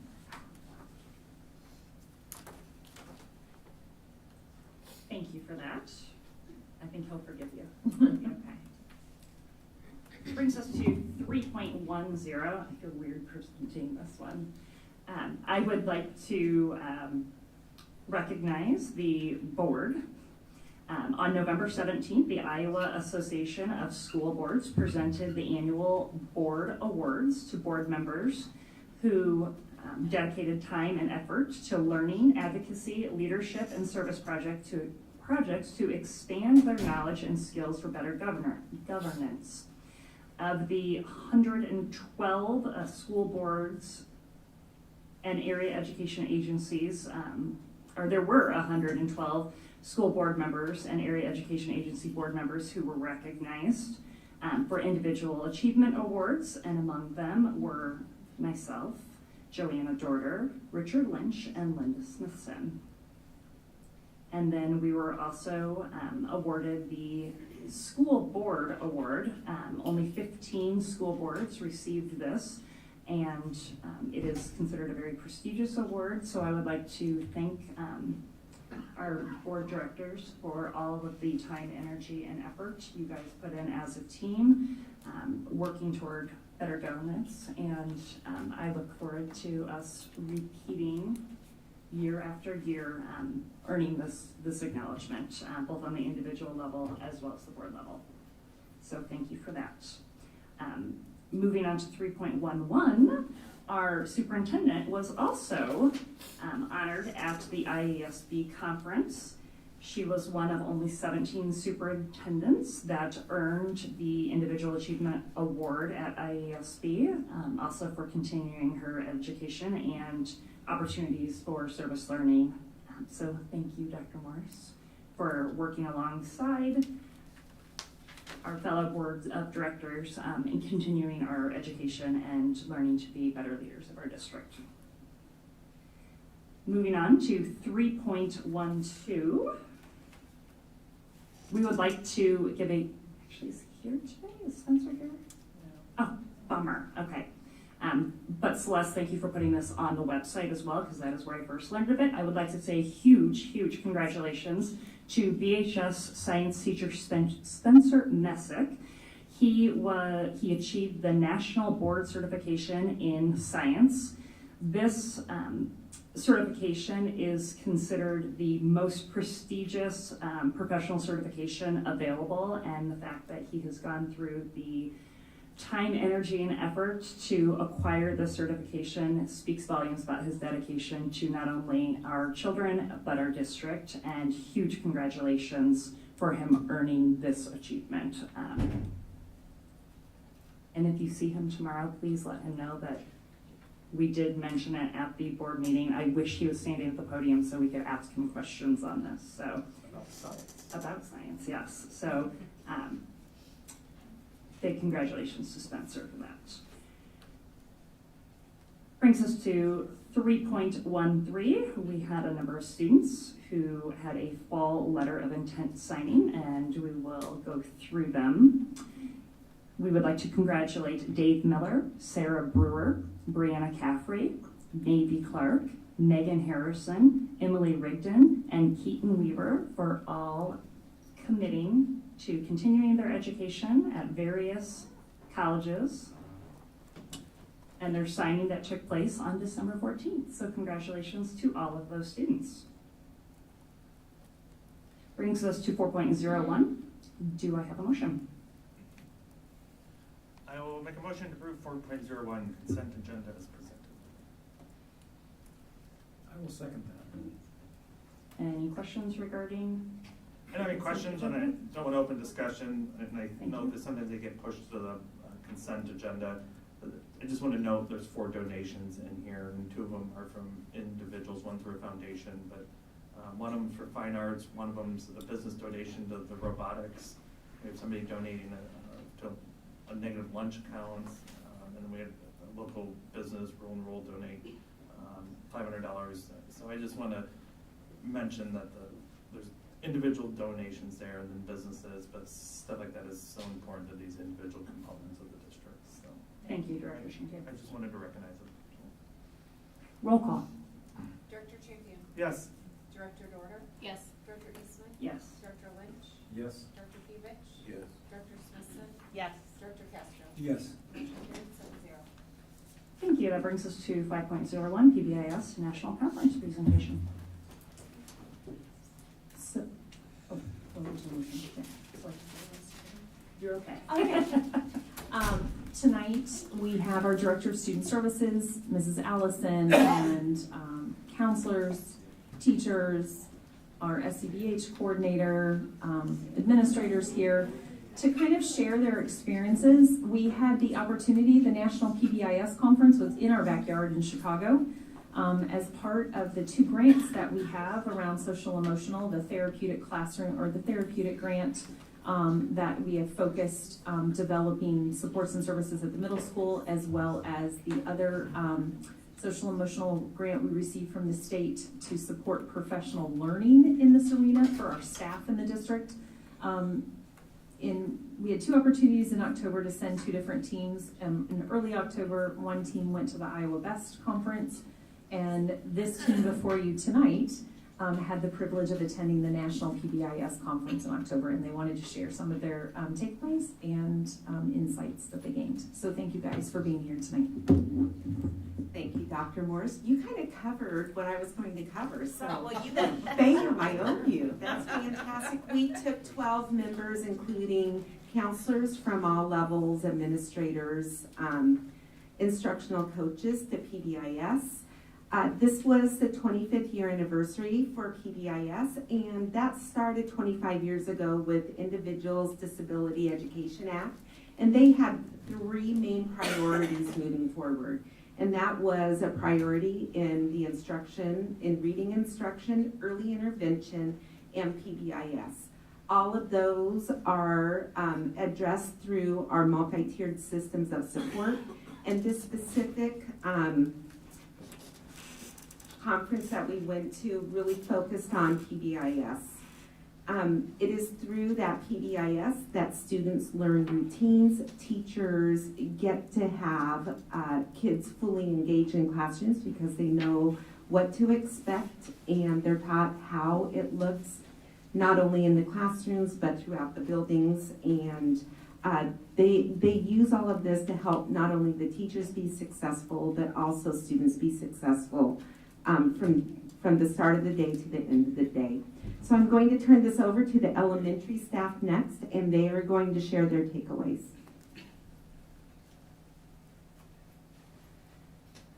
Okay, so first up there is the consistent collaborative system from building to building. So that would be like our student success team, our building leadership team, working together with a common goal. When you guys speak, would you introduce yourself and let them know which site you're at? And will. the first 2 speaking are 2 newest counselors to join our team. I'm Carrie Pencil. I am the school counselor at Mark Twain. Hi, I'm Jess Bandestat, and I am the new counselor at Hoover. I really loved being able to go to this conference because I have heard of PBS and have had a little bit of experience with it. But it is wonderful to be able to learn about it, and it is evident. I had the opportunity to sub in this district last year, and I'm so fortunate to have this job this year. And it is evident throughout all of the schools of the positive culture that there is amongst the staff and the students, the way they speak to each other. And even though it's my first year as a counselor, I've been a teacher for 16 years. So I also know how important that classroom management practices are that do benefit those teachers and students. And learning a way to do this in a positive way that keeps the integrity of a student is so important, and that's how we are able to build those relationships and leave that lasting impact on students. PBIS is not just, or I'm Elizabeth Trussell, I'm the school counselor at Neil Armstrong. PBIS is not just school-wide expectations and tickets or tokens. There's 5 main components of PBIS, and it's really a foundation for behavior management. I'm Cheyenne McCann, the interim principal at Paul Norton. I'm going to speak to one of the bullets up there that we skipped over because I think we had somebody that had to leave. So classroom management practices that benefit students was one of the topics that was talked about. The sessions that I attended were about the use of data and how we can use those to create lessons for reteaching or areas that we might need to kind of touch back on. Like for example, at Paul Norton, we looked at our referral data and we were able to determine that we needed an area of reteaching in Foursquare. So out at recess, we were seeing some, it's like the Olympic trials there and they gotta win. So we had to do a little reteaching and kind of implement some motivational things like we have the monthly golden Foursquare trophy now that we're gonna start implementing for the grade level that has no issues out at recess with Foursquare. So the use of that data helped us determine which piece we wanted to focus on, and that can be applied to any area, not just Foursquare.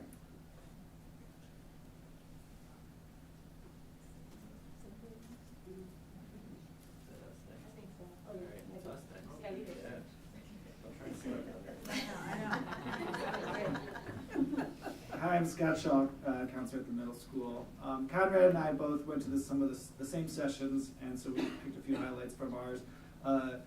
First off, as the elementary team mentioned, the importance of data and using data-driven decision making. That remembering PBIS is not just the touchy-feely parts, but it is a science-developed program that uses data to make productive decisions. Conrad Keebler, Associate Principal at the high school. So one of the things that I really liked about what we're talking about was that they went over how disproportionality is a national problem. Not only that, but they talked about how it's not a one-person problem. You really have to look at it from a systems perspective and how are your systems set up to take care of that.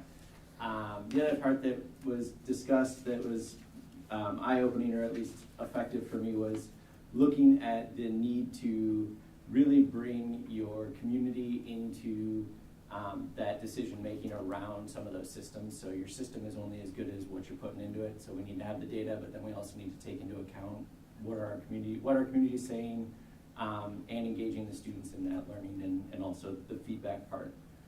I think Scott has some final statements about our quick, we're trying to make up time. What is disproportionality? You want to make up time? Not making up time on that one.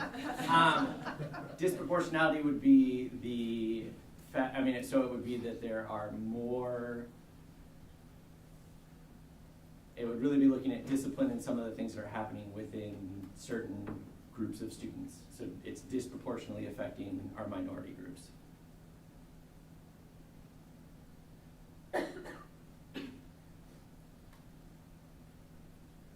Okay.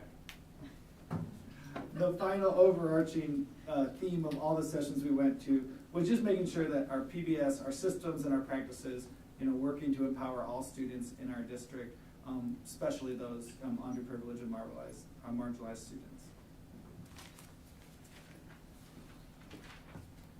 I'm Christina Zimmerman. I teach Spanish at the high school. I'm also an instructional coach there. I have three major takeaways. Number one, we're doing PBIS pretty well. We have a cell coordinator. We are doing cell lessons, maybe not 30 minutes a day, but definitely 30 minutes a week at the high school. Our recruitment of cell ambassadors with Web and Cell Crew is underway. The Cell Ambassador Academy, we're working on that. Our students are teaching cell lessons to our student body. And so in the explicit instruction curriculum, we're working on that. So that was my takeaway. Another takeaway that I had was that we need to be working on the social emotional learning of our teachers. Read the next slide, thank you. Because we need them to make this happen. And if our teachers aren't healthy emotionally, then it's hard for them to build relationships and make sure that PBIS is working for our students as well. So we need to be focused on that. And then my last takeaway was that we need to be explicitly teaching what we expect our students to do in terms of behavior, and really reinforcing those positives that we see, and letting them know when they're doing it well. Verbal praise, access to privilege, all those things are important, but most importantly, it can be done through instruction in the tasks that we do in our daily classroom. That's where I'm going to pass it over to Landon to talk a little bit about that.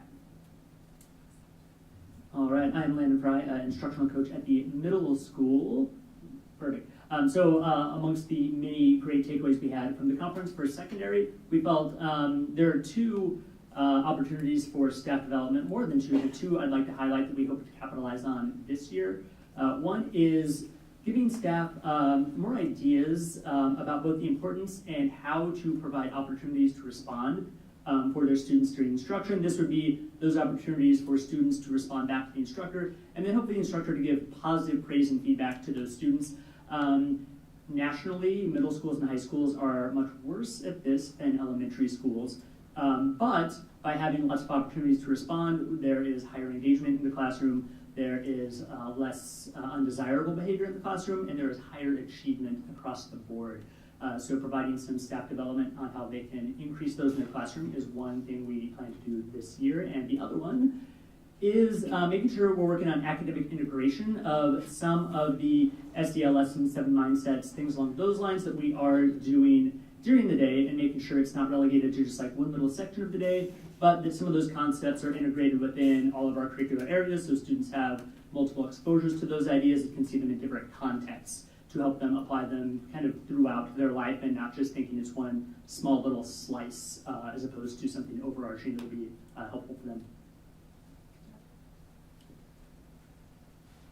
I think it's me next. All right, hello, good evening. My name is Sarah Harris, District Social Emotional MTSS Coordinator.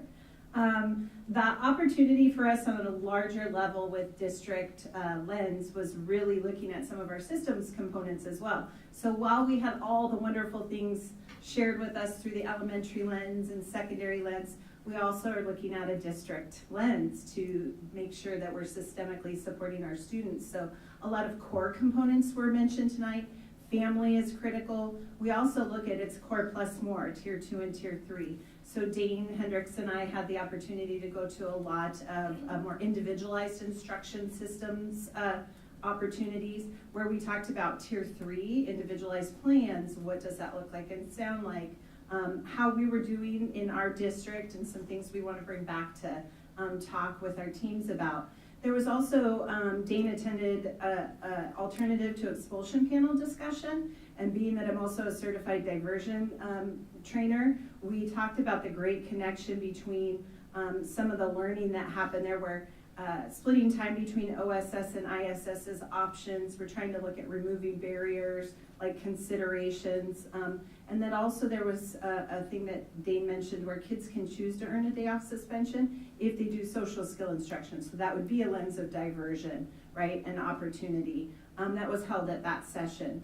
We had a great opportunity for networking. There were multiple local districts that were there as well in our area, and with University of Oregon staff. And there were opportunities also that were shared with us that were intentional free trainings and additional webinars that were offered for us by experts across the state as well.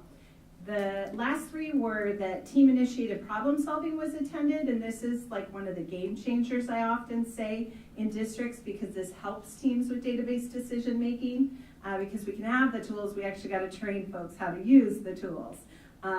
It was outstanding to be able to attend that session. Also being a TIP certified trainer myself, taking some nuggets of other national teams was just outstanding. Finally, that family and school partnership, they had multiple threads there for how do we make sure that we have family and school partnership? How do we leverage this through PBIS? And not to mention the youth voice. And just thanks to the Therapeutic and SEBH grant for that opportunity. So thank you. Sarah, can I ask you a question? Yes. What is that, how, that kids can choose to earn a day off suspension if they do social skills instruction? What is social skills instruction? There's different executive functioning skills, or the Iowa Core has 21st century skills like collaborating, how to problem solve. So those are a lot of different skills that some of our students need more than just the core in developing. And so there's opportunity if we see, based on the data, and there is something that's going on in regards to suspension, how do we get them the lagging skills that may be identified to develop and they work on? A lot of your diversion programs are built on that as well, like how do we get them, sometimes there's anger management or different lanes of learning that they have the opportunity based on the team's decision. Okay, I would say if they do social skills instruction, I took that as they're teaching social skills instruction, Oh. but if they go through the social skills Yes. instruction. Yeah, Okay, yeah, thank you. yeah, absolutely. So before there's other questions, sorry, I have to say something. No, I purposely didn't say it when I was talking about the day we had with the students and the branding. I want to tell all of you up here tonight who went to the conference and your colleagues, one of the resounding characteristics when they were talking about what they want in a mascot, it's not just for our bulldog to be fierce, a fierce competitor, but they want it to exude kindness, right? So they want to be good representatives of how to be kind and good sports out there. And I thought to myself, oh my gosh, you're right, Mrs. Zimmerman. The work that we are doing is making a difference. And on those days when it doesn't feel like that, just know in an unsolicited, completely unrelated activity that was not social emotional learning driven, the reason out of the, I think we had 12 tables there, that 12 different tables, I want to say out of 10 of them, that characteristic of something around kindness and caring came out. So I just wanted you all to know that the work you do makes an absolute difference. I just want to ask, so those are all sessions that you went to, those are not necessarily things we're planning on implementing immediately, right? Correct. So like the alternatives to suspensions are things that you went and got more learning about, right? Yes. And not necessarily we're going to do that. Those are Right. things that you brought back and the team will look at and decide if that's what this district should do and what's best for our district. Yes. Okay, I just wanted to Yeah, thank you for that clarify. clarification. Yeah. I just have a quick question. Landon talked about opportunity to respond, and is that reference like engaging students with positive behavior, or taking opportunities to reinforce positive behavior, or the opportunities to respond? So in this case, while that could be a component, the main focus was during instruction. So if I were giving you a language arts lesson, having extremely frequent opportunities for students within the classroom to respond. But I think where the PBIS connection really comes in is, especially if you're structuring your lesson well, you're going to start off with very easy but related to the lesson questions, and then you get all these additional opportunities to positively respond to students and their academic abilities as you ramp the complexity up. So you get that positive piece in there while still keeping lots of instructional engagement. Thank you. I appreciate it. I would also add additionally to what Mr. Fry said, often in our classrooms, opportunity to respond would be raised hand. And so PBIS looks at it from a lens of also like, what are the other modalities we can use? What are the technology ways we can use? In elementary, we use the whiteboards, right, to write and respond. Collaborative also. So in addition to that, it really gives teachers strategies to use in the classroom.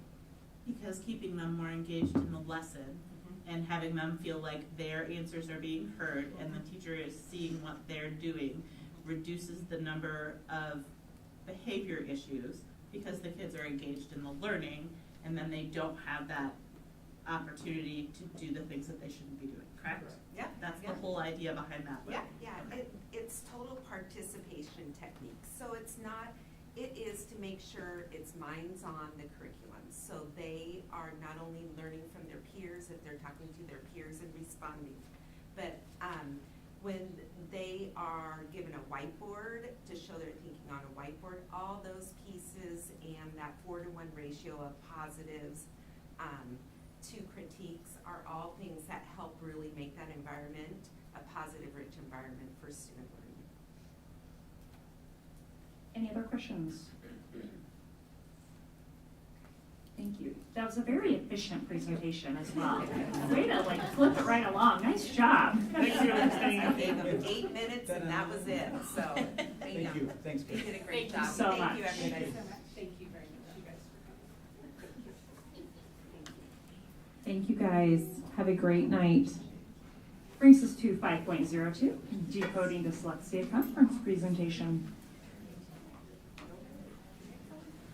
So as they get ready to come up and present, excited about this work that is alive and well in our districts. So last year, we had some parents reach out to us around dyslexia and even saw to it that we got the last 2 spots last year at the Decoding Dyslexia Conference. And Rhonda Nelson, who is one of our presenters tonight and is our Literacy MTSS facilitator this year, had the opportunity of going last year. And this work has just taken off. I actually have the privilege of speaking to both of those parents today about our journey and where we've been, and both were so appreciative of our willingness to collaborate with them, and we were excited to see that this was on tonight and that we sent additional staff this year. So I'll let you guys take it away and share your experiences. All right, so I am Rhonda Nelson, the MTSS for Literacy facilitator, and I have 2 friends who came, and there was actually a group of 7 that went to Decoding Dyslexia, so these 2 are going to speak to some of their takeaways, and the others they phoned it in, and we have their statements for you to read. We're going to set the stage a little bit with just some background information. When you have access to this presentation, I suggest you go ahead and revisit and click around because I like to include a lot of extra information for you at a later time. So the most important thing to know about structured literacy is that it's based on science with evidence-based elements alongside evidence-based teaching principles, and that will lead to effective reading instruction. So you're also going to see a lot of parallels and a lot of combinations between what you just heard with PBIS, because those things within a multi-tiered system of supports are a system, so it's not one thing not feeding into the other. So that's going to be a beautiful thing moving forward. So as we look, we always bring it back to strategic priorities. All 3 of these will be highlighted tonight alongside the next 5 priorities that we feature. And so as we speak, I'm sure you will start picking up on some of the ways that our ability to go to this conference and better serve all students will be feeding right into our strategic plan. This definition is from the IDEA Board of Directors, and it's very important that we align with this definition because there's a lot of misinformation about what dyslexia is. So it is a specific learning disability and it's neurobiological in origin. So it is a brain difference. It's characterized by difficulties with accurate and or fluent word recognition and by poor spelling and decoding abilities. So then that typically results from a deficit in the phonological component of language that is often unexpected in relation to other cognitive abilities. So the IQ discrepancy theory was disproven, so that's something to know. And then it also it happens even with effective classroom instruction. So as we move to align with structured literacy, it will make it more clear who we are looking at that might have dyslexic characteristics. From there, secondary consequences have reading comprehension problems, and the real big problem for kids is that then they have reduced reading experience, that really affects their ability to have academic vocabulary and background knowledge, which is really necessary for everything we do in school. Some of these things you'll just have to look at later. However, if you really are into the weeds with learning disabilities, Dr. Jack Fletcher would be one I would definitely look into. I put some videos in there for you and a book if you're interested. But important to know is that learning to read is not a natural process for anyone. So when we're talking about people with dyslexia, it is estimated to affect 5 to 17% of children in the general population, which could equate to about 1 to 4 students per classroom. And it is highly heritable. So if you have a first-degree relative, a parent or sibling with dyslexia, you have a 50% chance of also being diagnosed. Since it's neurobiological and we cannot see inside someone's brain, schools do not diagnose. However, it's important that we start training teachers to be very attuned to the characteristics of dyslexia, because early intervention and prevention is what will lead to successful outcomes for kids. So FastBridge is our screening that you hear when Jamie presents about the data. And FastBridge is intentionally designed to pick up on those early characteristics. So when we see those signs, we can intervene and prevent things from becoming bigger issues. And then finally, we are committed to providing equitable and immediate access to reading supports within MTSS.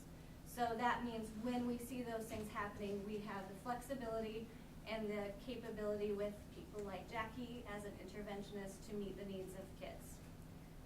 And then we can move on. If you're looking for actual trusted information, I have some more resources for you. The Decoding Dyslexia Iowa is a parent advocacy group. They are very active. That's where these ladies went for their conference. They are very well represented and really well respected. And I know some of our parents that Dr. Morse referenced is connected with that group. I also suggest if you're a parent who has concerns about dyslexia for your student, Dr. Jan Hasbrook's book is very accessible to parents.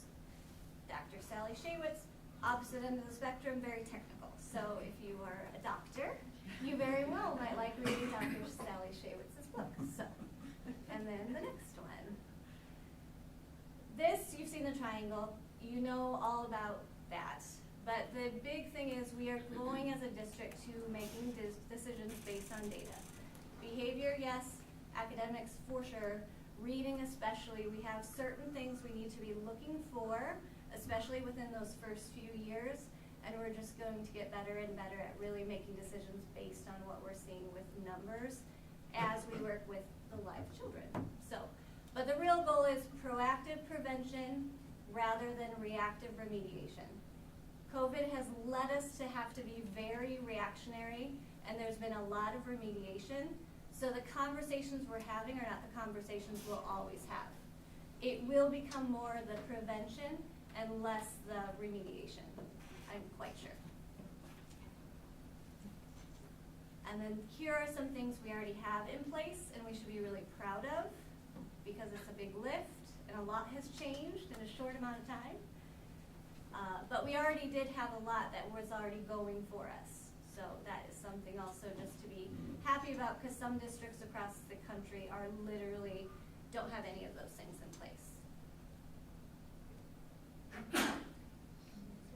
And then here are some of the resources we already have. I referenced FastBridge Learning.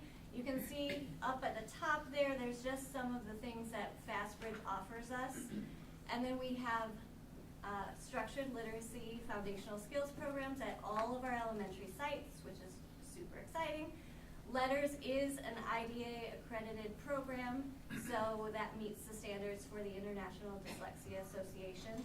And then we have Lexia Core 5, and now we have Read Live for kids who have some fluency and vocabulary issues as another intervention option. Okay, collaborative problem solving, to what the others were talking about. It's really just continuous improvement. But then you also have to really be looking again at the right things and making decisions based on data and not just, well, I think, or, oh, it seems like they're doing such and such. It's very much a system that can be proven by your outcomes. And then here we go with the next people, I'm pretty sure. Oh, no more, one more. All right, Nancy Young gave me permission to share her ladder of reading and writing. She basically took a lot of the research and kind of put a ladder there for you. There are some kids where learning to read seems like it just happens naturally. That's that top 5 to 10%. They are the ones who largely need the ability to have enrichment and extended learning. Then we have some where it's relatively easy with broad instruction, but explicit instruction for spelling and writing is likely needed. That's about 35% of kids. You can see there's like these arrows that go back and forth because it's very fluid. Down at the bottom where it starts getting orange and red, that's where structured literacy approaches are absolutely essential. It says likely essential, but I'm gonna not say it's just likely, it is essential. So that means that they have to build from simple to complex, and they have to have very explicit and systematic instruction. Right? Okay, so I was able to go to Dynamics of Dyslexia in Illinois, and the other group you see there went to the one in Iowa. And as Heather is going to speak to some takeaways, there are going to be some others that were not able to be here. Again, I suggest you read them because I think what you're going to find is an overwhelming consensus that the direction we're going is the right direction. And I know Heather's going to speak more to that too. And I just want to add to this, that group that you see in that picture, they went on a Friday that we didn't have school. It was the week of conferences, so Friday was their comp day. Not the best way to sell a conference that it's going to be on your day off, but we had a lot that stepped up and are that committed to learning more and being able to help all of our students. So I think it's important to know that they did that on a day that they weren't even required to be there. So, my name is Heather Hyatt. I'm the instructional coach at Grantwood Elementary. I guess my biggest takeaways when I was there is that our students need explicit instruction on how to read and how to write and how to be able to get their words out on paper as they're trying to get their ideas out for others to read. There are a lot of kids that struggle with reading and writing and being able to have that explicit instruction and to be able to be taught as an educator on how to teach students how to read and write is important. So the opportunities that we have been given to learn letters, which I was one of the first, well, not the Mark Twain cohort, but the next group to have that opportunity. I've taken that just to be able to learn how to explicitly teach our students to read and write, and where do we go from here. So from that opportunity with letters, I've been working with 2 third graders on UFly and the implementation of that with our MTSS. So working with those students, figuring out where they are, and then meeting them where they're at and helping them continue to grow in their reading and writing. So I've had that opportunity, and then a second opportunity is to be on the literacy committee to look at the different curriculums and figuring out what is going to best meet our needs as a district. So lots of different learning opportunities that I've been involved in within the district, and I appreciate those, but to be able to take those opportunities and best help our students has been eye-opening. Jackie's statement. It's up there. It's up there. It's the next one coming up. But yeah, I'm Jackie Sullivan. I'm an academic interventionist at Hoover. And I have just always been really interested in learning more about helping the students in reading, and especially students with dyslexia. So it was just really nice to go and be able to learn just the different things. I'm also part of letters as well. And I'm just finding that a lot of things that we are starting to implement are really impacting and helping the students. And then, like I said, at a later time, I really do urge you to read all their statements in their entirety because it was a great benefit that we were able to go. And the last thing I want to just close with, Dr. Joseph Torgerson from Florida has some really great research that kind of indicates the impact of these types of differences. We know that kids come to us with different backgrounds. We know they come to us with different experiences. And to the extent that we have to meet the needs of all students, kids who come to us with less mean we need to teach more. So you can see some of his research there and the difference between what these different major components of early reading skills can do for kids. And then this next one is where I really want to leave us, because what you'll see here is that the research that he did shows what the at-risk on early screening, similar to what we might see in FastBridge. Then there was a control where they had research-based core instruction, but did not have any extra instructional intervention. And you can see what can happen when you have substantial instructional intervention and in combination with that research-based core instruction. So we are definitely on the right track, and that's a really great feeling, because for a while with COVID and all the rest of the things that we've just been up against, it hasn't felt like we were on a track. We were kind of free-falling for a bit, and now we're kind of back in action. So thank you for letting us come and present. Thank you. Thank you. Any questions? Go ahead. It's a question from lack of knowledge, frankly. The dyslexia sort of interventions you've talked about seem to be largely at the elementary level. What is appropriate at the secondary level? So a person with the neurobiological condition that is dyslexia will always have those things. But they will have that difference. The great thing is, with the right instruction, they can overcome that difference to the point where they will be able to read effectively, and they will be able to do all the things other kids can do, other adults can do. But it doesn't mean it will be easy, and it doesn't mean it will be a quick fix, but it requires that early intervention and prevention. So at the secondary level, that's what we're going to really make sure that we start improving down below, because intervention research indicates is much more difficult once they leave that window of those first few critical years. The brain is malleable, but it is, there is a window where we can prevent a lot of the difficulties kids go through. Because alongside that, repeated, just like anything, when you can't successfully go do your job at school, over time that really impacts their ability to even try and to be willing to put in the effort that it will take, because it's harder for them. I think that challenge of the secondary, and that's a great question, because we have those kids that we didn't realize that this may be the struggle that they were going through, so we were kind of just repeating things, hoping that they would get it.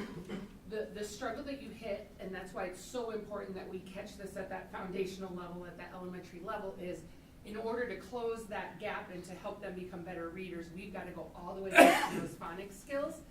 And when you're sitting with an 8th grader trying to go back to those phonics skills, even though that's what they need, in their head, they struggle to engage with that.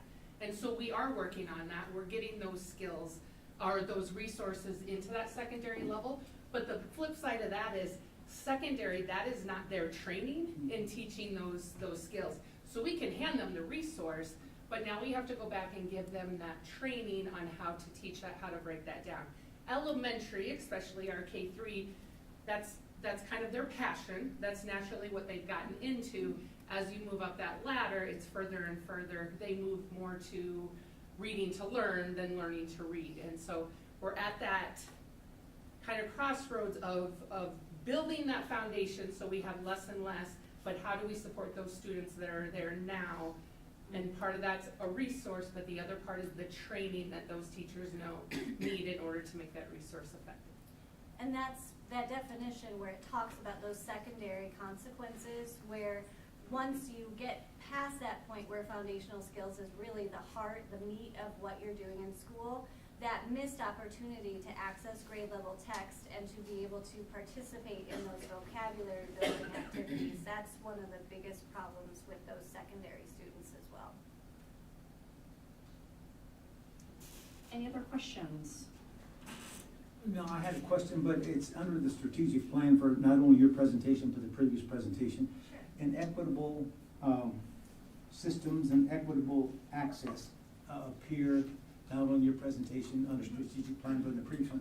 So what, can you just define what those two things are, equitable systems and equitable access? So as relates to literacy, it means that when we see a need for students, we have the flexibility to find the deficit skill and provide them with the correct intervention and dosage and group size and make sure that they're getting that with the adults that they need. So equitable might mean for some kids, like when we were looking at the ladder, some kids need extension, some kids need intervention, some kids' core is perfect. So it's just not assuming that all kids need the same thing and helping them differentiate that instruction with our coaching team and our AIs and the support of our building leadership. So would you say equitable is kind of synonymous with differentiation, or no? It's largely parallel, yeah. Mm-hmm. All right, It's thank making you. sure that they all are equipped with what can best help them succeed. It's not assuming that one thing is going to be the right fit for everyone. Thank you. Sure. Any other questions? Thank you so much for being Thank you here. very much. And a long night. Thank you, guys. Didn't even Thank have to you. use the cup. No, you did great.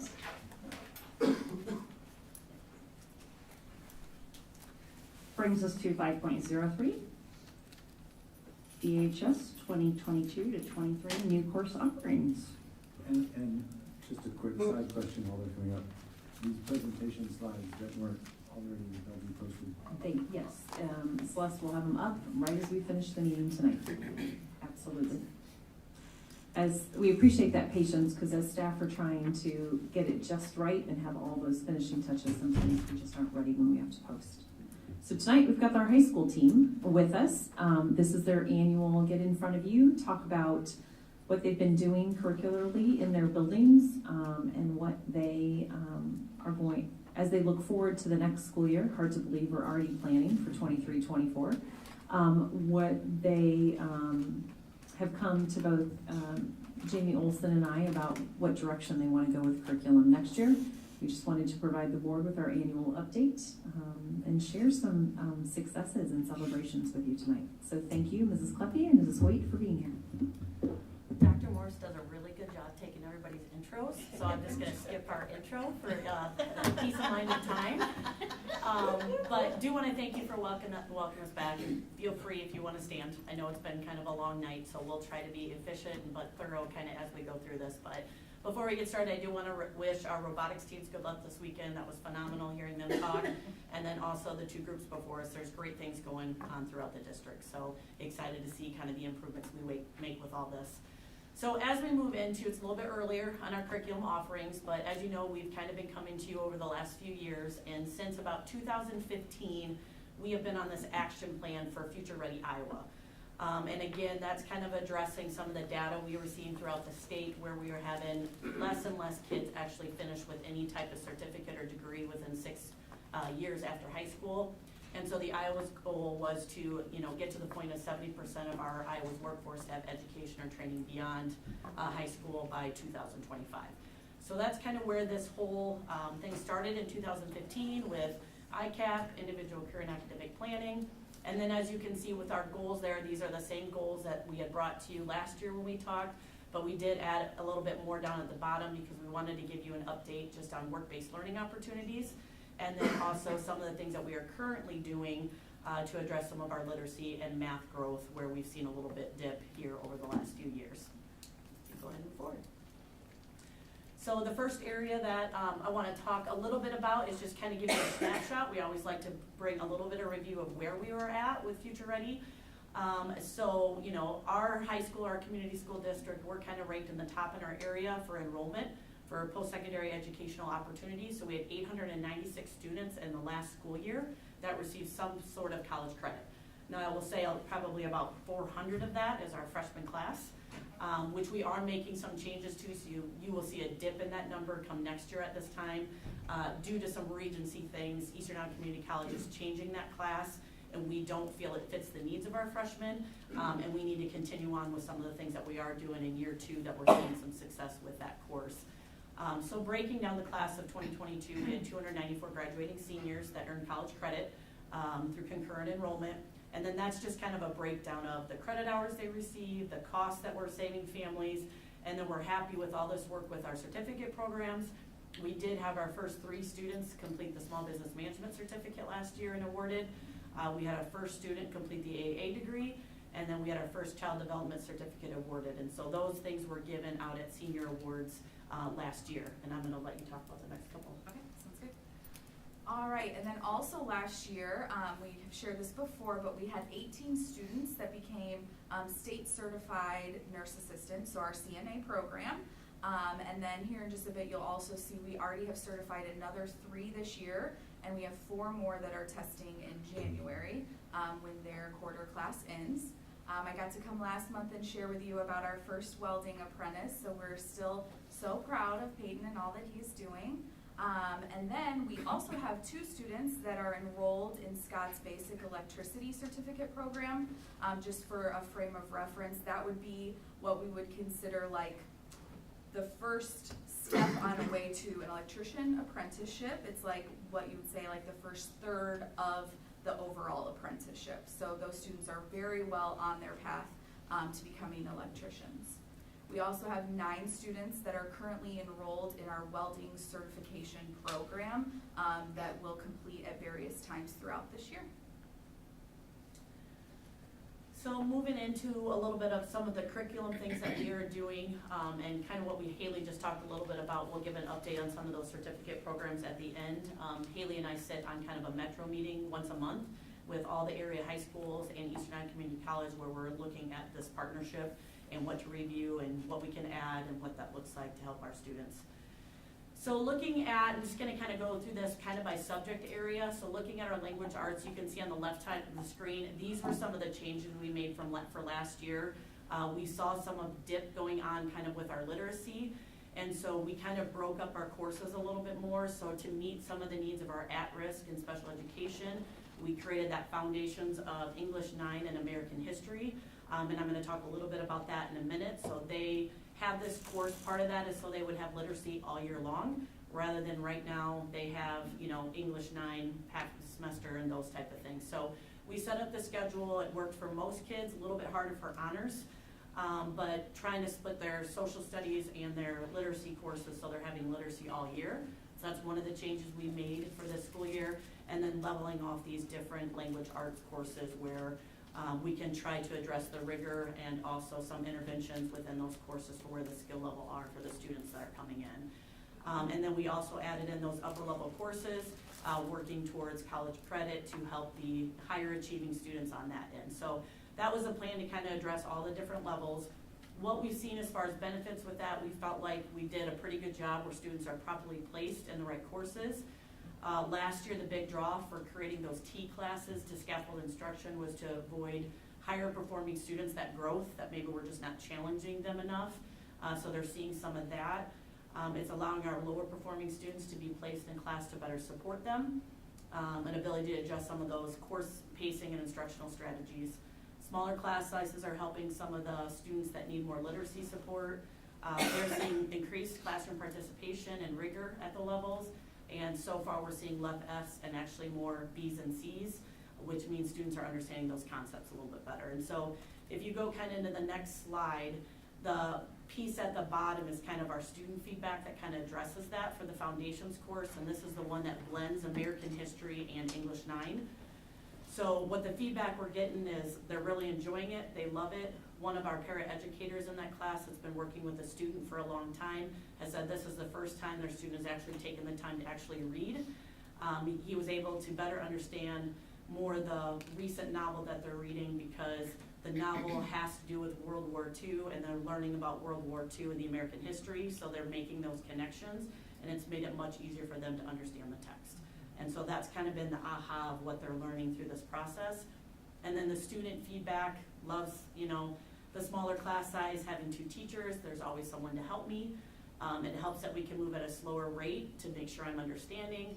I like how we do everything in class, so if I have a question, I can always get help.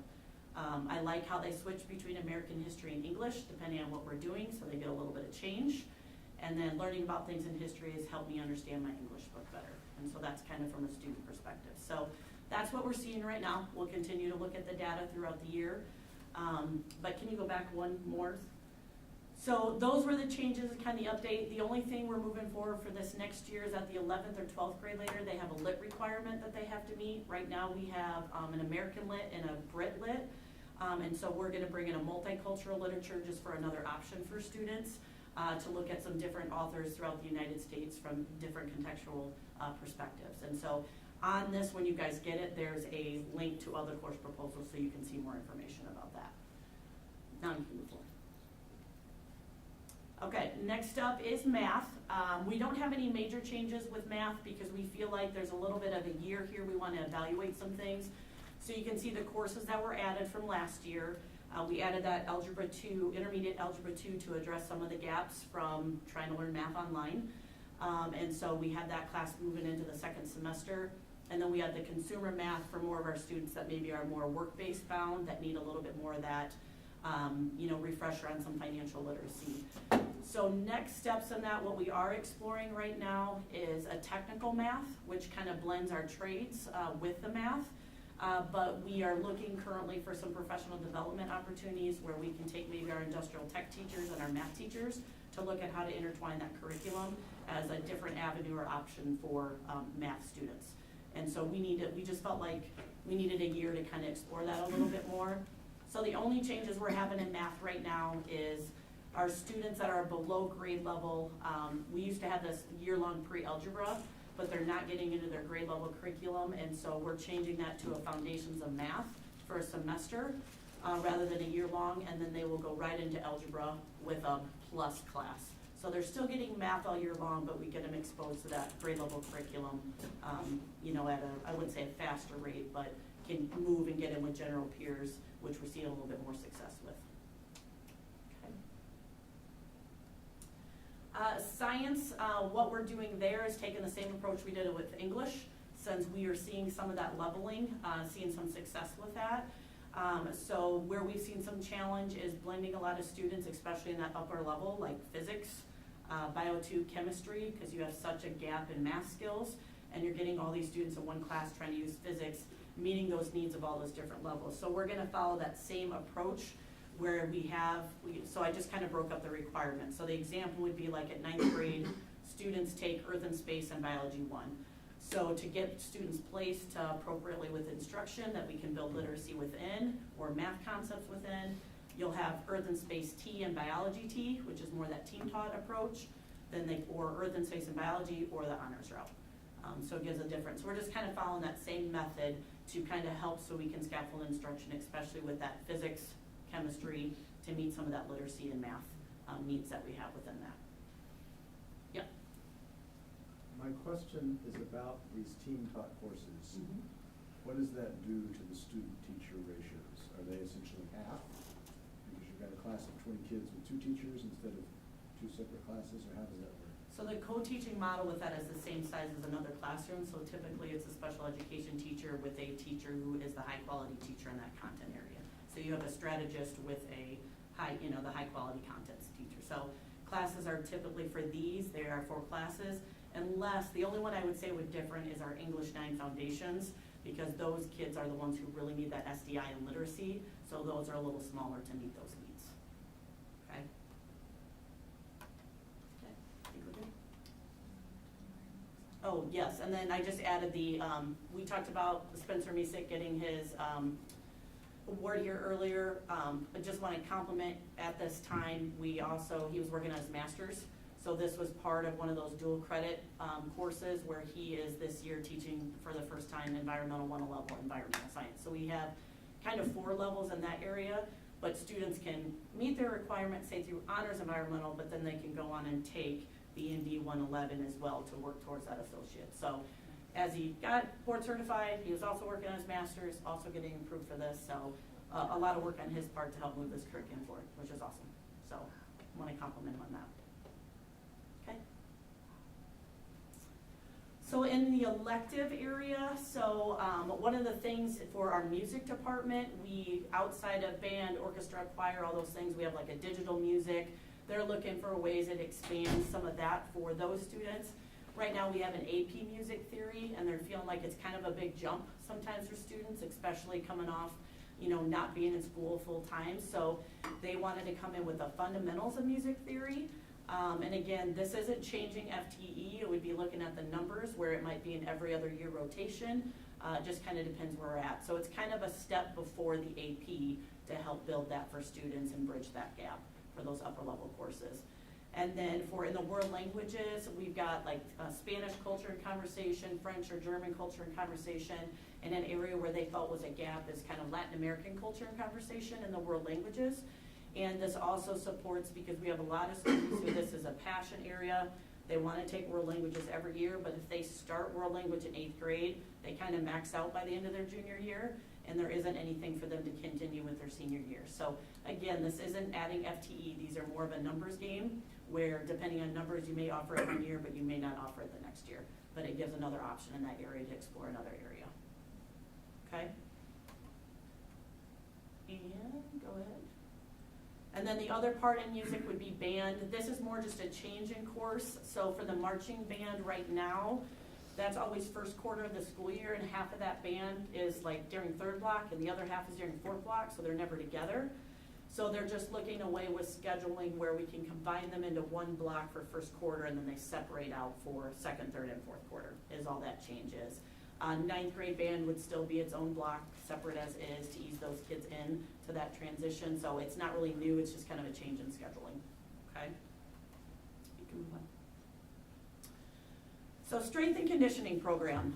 So this is new. You heard Matt Siebold come in and talk kind of earlier where we're at with our strength and conditioning program and the number of students we're supporting. We are the only school in this area that currently does not offer strength and conditioning during the school day. We also have students here till 9 or 10 o'clock trying to get in their activities, plus getting weightlifting, and then we want them to be, academic students. And so trying to look for a way to balance this a little bit. So we started kind of doing some research and put together a proposal that we're pretty excited about that allows to build this in. I will say currently right now our students can take 2 PE requirements a year. So we kept it straight in that same align. So these are PE credits. And so what we're going to start with is a beginning strength and conditioning course, which these are going to be probably more for your 9th and 10th grade athletes, where they kind of get in and kind of learn the basics, and it would count as one PE credit for that year. They can also come back and take regular PE or one of the other PE courses if that's a passion area, which is no different than what students can do right now. They can take 2 PE courses a year. The other option then is more the advanced athletic performance. This is going to be more for our varsity athletes and broken down by season. And so by doing 2 PE credits a year for these students, they can pretty much hit their sports. We looked at and have samples if anybody has interest of what that would look like, even if you were like a 3-sport athlete, because you've got an early bird option as well that doesn't meet every day, that could spread out for a semester and hit those multiple sports. So we've kind of addressed whether you're 1, 2, or 3-sport athlete. And so this allows it to be built in the day. And again, same number of PE requirements they would be able to take currently right now. And I take it the beginning is not intended as a prereq for the advanced.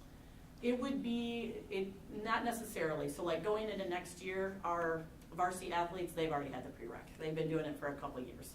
Now, a student that comes in and maybe they're not even an athlete, but they just want to learn strength training, they can take this class. I would advise that student they need to take the beginning before they take the advanced. But I would say one thing Mr. Siebold does really, really well is the scaffolding where kids are at. I mean, you have that even in sports. You have kids that come in at all different levels. So he's able to address those needs, because you may run into where you got a freshman on a varsity team if we're low in numbers or something like that. So we've got to address kind of that knowledge level. And he does a really good job of that. Okay. I think that new course, Advanced Athletic Performance Grades 9 to 12, is really great. I think it's something that's been needed for a long time. Like if you have a son or daughter in swimming or whatever, early morning workouts are really very tough and difficult. So I think, or any other sport, but I think that's something that's been needed, and we've been lacking that for a long time. And I think that's a really good idea. Thank you. Any other questions on strength and conditioning? Okay, Celeste, you can go. Your turn. Okay. next about career and technical programming at the high school. As you know, the certificates that we offer, we are referring to those college level certificates that students will receive upon successful completion of the classes. So no change in those will remain the same. But when we came to you throughout the last year, we have shared that our students have interest in education, construction, and criminal justice as future careers. And while we had some, a class here, a class there, we just really didn't have a nice pipeline for those classes.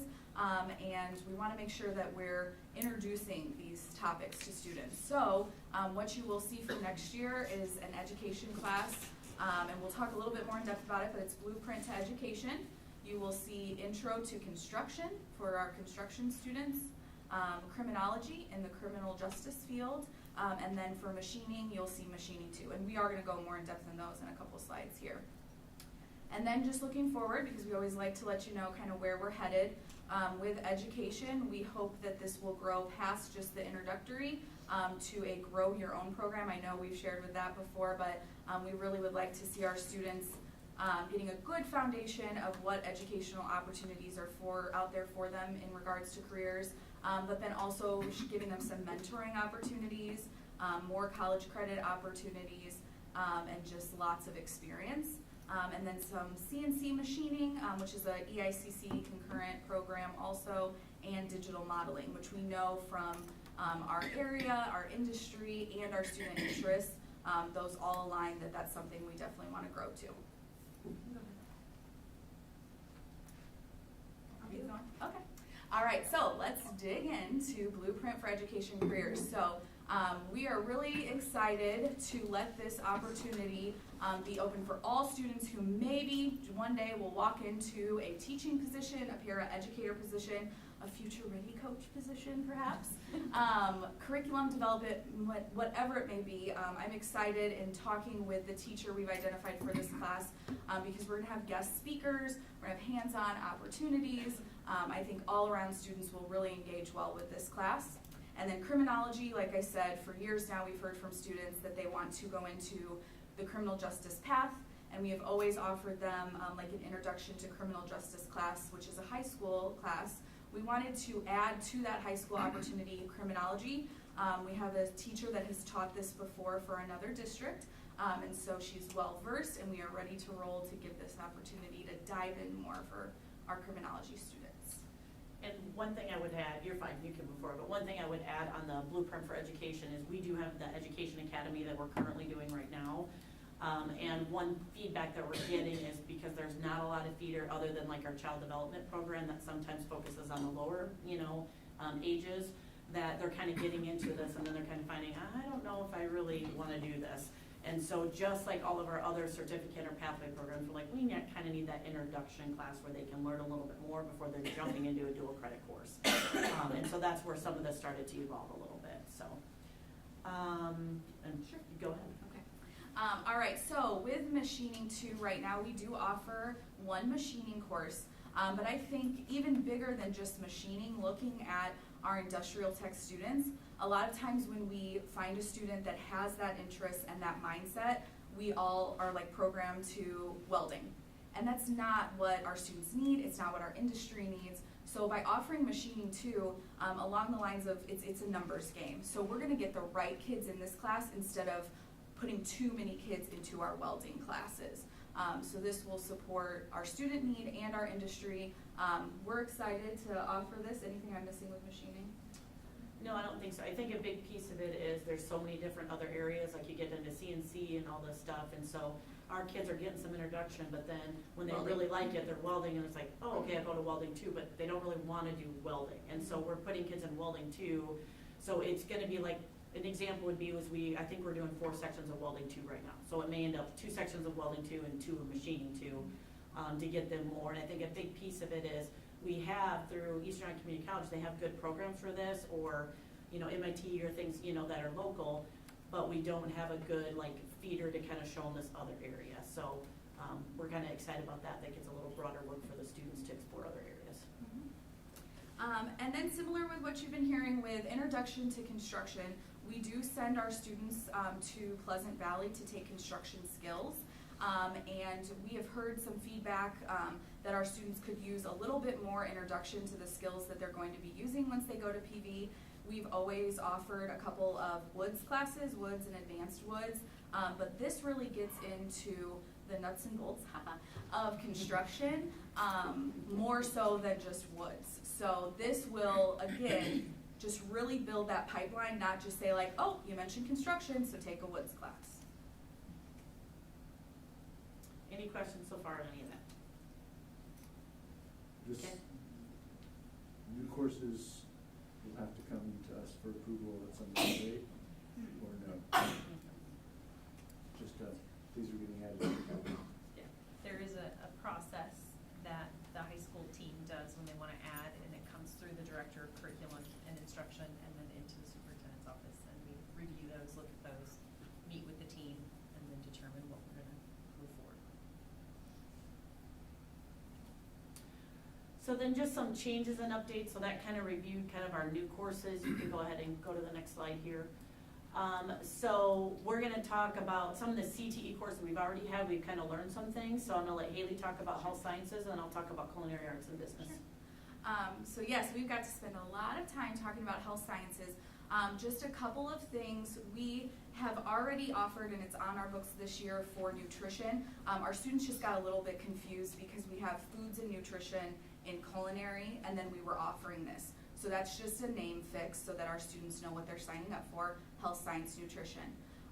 We've come before and chatted with you about advanced health careers, a semester-long class where students will take medical terminology, that is a college level class from Scott, but then also continue their work that they started in intro to health careers. What we're finding with students is, depending on what that future path is, they maybe need one or the other, or where it fits in their schedule. It would be a lot more accessible if they were two separate classes. So we are just breaking those out into 2 9-week instead of requiring the full one. And then CNA, we're just changing the prerequisite to allow students to take health science while they are taking CNA. Now that we've got a little bit of time under our belt, we know that they will be okay if they're doing them together. And the other thing I would add with that, by splitting up those 2 courses, it also is allowing our sports medicine students to kind of jump into the medical terminology and things like that, because they don't need to go back and go through the intro, because they're getting a lot of that exposure already. So it's just some changes based on what we've learned. You can see a picture there from the anatomy class that we added last year, and some of the opportunities that they're getting. Then for culinary arts, that is a picture. Some of you may have seen some social media posts that the baking class went around and delivered goodies to different buildings, and that's always been a fun thing to do. So I think they went down, I think that's Mr. Udy and some of his staff down there and our students. But to kind of align with, so all of our students, like North Scott, PV, Bett, we kind of feed into a culinary arts program that's really good over at Eastern Iowa Community College. So to be in line with this and also be a little bit more marketable to the times, kids were getting confused that our intro to baking and pastry class was dual credit, and it's not. And so we felt like we needed to make it a little bit more, so it's just a name change, we're going with Bulldog Bakery. And so that's the class that's doing a lot of the stuff with baking. And then our advanced food, this is where they're getting their Safe Serve certification. So these are the kids that are more like, oh, this is what I think I really want to do. And then they would take this course before they go over and take courses at Eastern Iowa Community College. We're calling that like Top Chef, just to stay in line with some of the things that you're seeing in the TV, and well, I don't even think it's TV anymore, but Netflix, wherever else, all over the place. But so just some name changes in that area. And then just want to highlight a little bit what we're doing with business. We've learned a lot through this, and I'm going to show you some slides on the next screen, but all this is just a change in structure of the courses. So Mr. Paizel has done, probably one of the most reflective teachers I've seen. Every year he's trying to say, how do I make this better? And talks to a lot of industry people. But we have a business principles. We're changing that to business fundamentals, so students know that's kind of more. He's doing a project called Shark Tank in the business principles right now, and we're not sure maybe our younger kids are quite ready for that yet. And so we're going to kind of move that out into the upper level kind of capstone class. So we're restructuring some name change, so kids can come in and take business fundamentals as a foundational level. They're going to learn about careers in business. Same format we're following in other pathways. Those intro, they learn about all the opportunities. Then there'll be a entertainment marketing is turning more into marketing concepts, so they get more in. And marketing has just changed. It's just so digital anymore, and so kind of more focusing on that. And then the capstone is the entrepreneurship and management. So that's where Shark Tank is gonna move, if you've heard a little bit about Shark Tank. So you can kind of go to the next screen. And just want to thank community members, and some of you may be involved, and also welcoming us into the boardroom. But he brings his class in, and if you're familiar with Shark Tank, these students are developing a business plan and a pitch. You can see in one of the rooms, they're meeting with their mentors, and so they're building this plan along the way, and then they get to the Shark Tank where we've moved it into here, and Mark's done a great job with this, and so these are all these investors. And so they kind of do their pitch, and then all the investors are saying, I'll invest this much, and they kind of debate, and just they learn a lot through that questioning and the presenting skills, and so it's just been a really neat thing that we feel will be good more for that capstone class. And then you can kind of see a description. There's a link there when you have the PowerPoint of what those descriptions look like. Go ahead. So when you have it, those are all the links to the course proposals. If you want to learn a little bit more, if you have questions, you can reach out. And then we're going to move into, I believe, the work-based learning part of this, I think. Yes? I've been waiting all day to share this with you. Okay, so I wanted to just take a moment to celebrate what we have been doing with work-based learning and Future Ready this year. It's been really exciting kind of coming out on the other side of COVID and getting to get our students out of the building and into some different experiences.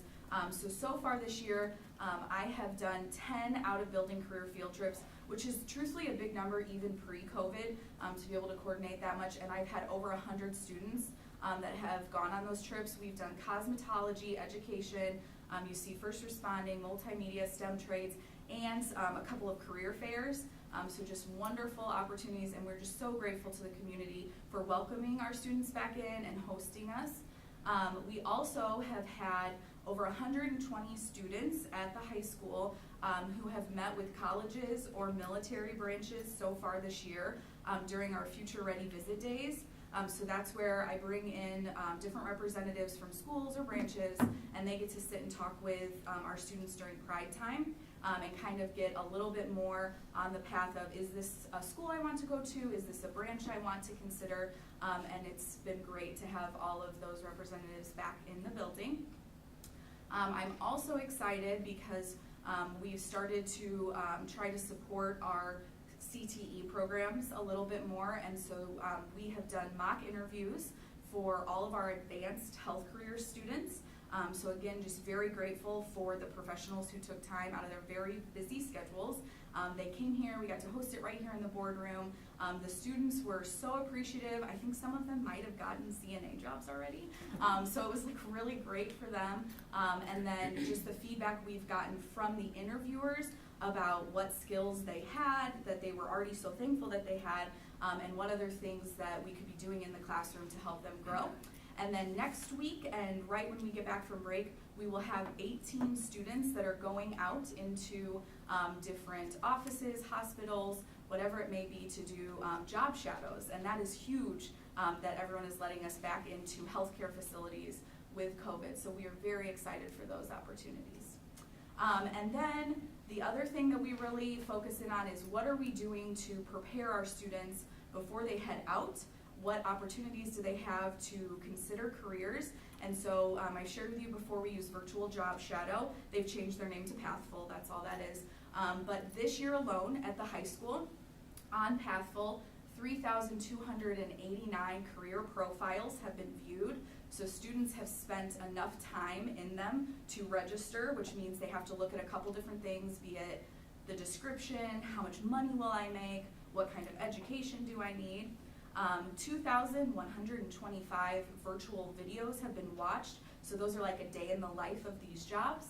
And then just in the last 30 days, 344 careers have been favorited by our students. So they are taking the time not only to look, but to choose what their favorites are. So I feel like we're on a great path when it comes to our Future Ready and work-based learning. And we're kind of at the point where there's questions, and so these are just a bunch of different pictures of some of the opportunities that are going on there, and I think a lot of them were already talked about tonight, but we talked about work-based learning, and so these are just some different pictures. We have the interviewing that went on. If you look at the Reese, I just want to compliment our special education program that you've seen kind of they're collecting donations and just have been doing a great job doing service projects. So they are actually going to one of our nursing homes tomorrow. They made these wreaths and got all these donations, and they're the same kind of group of kids who did the coffee. So that team's just working really hard. So you see a couple pictures up there. It's just been really fun to watch them kind of bloom and get excited about this opportunity. And so, and then you have a few of the pictures of the ornaments that we got to judge today. So I didn't get them all quite in there, but that's one of the pictures to show you some of the things that are being made. So, any questions?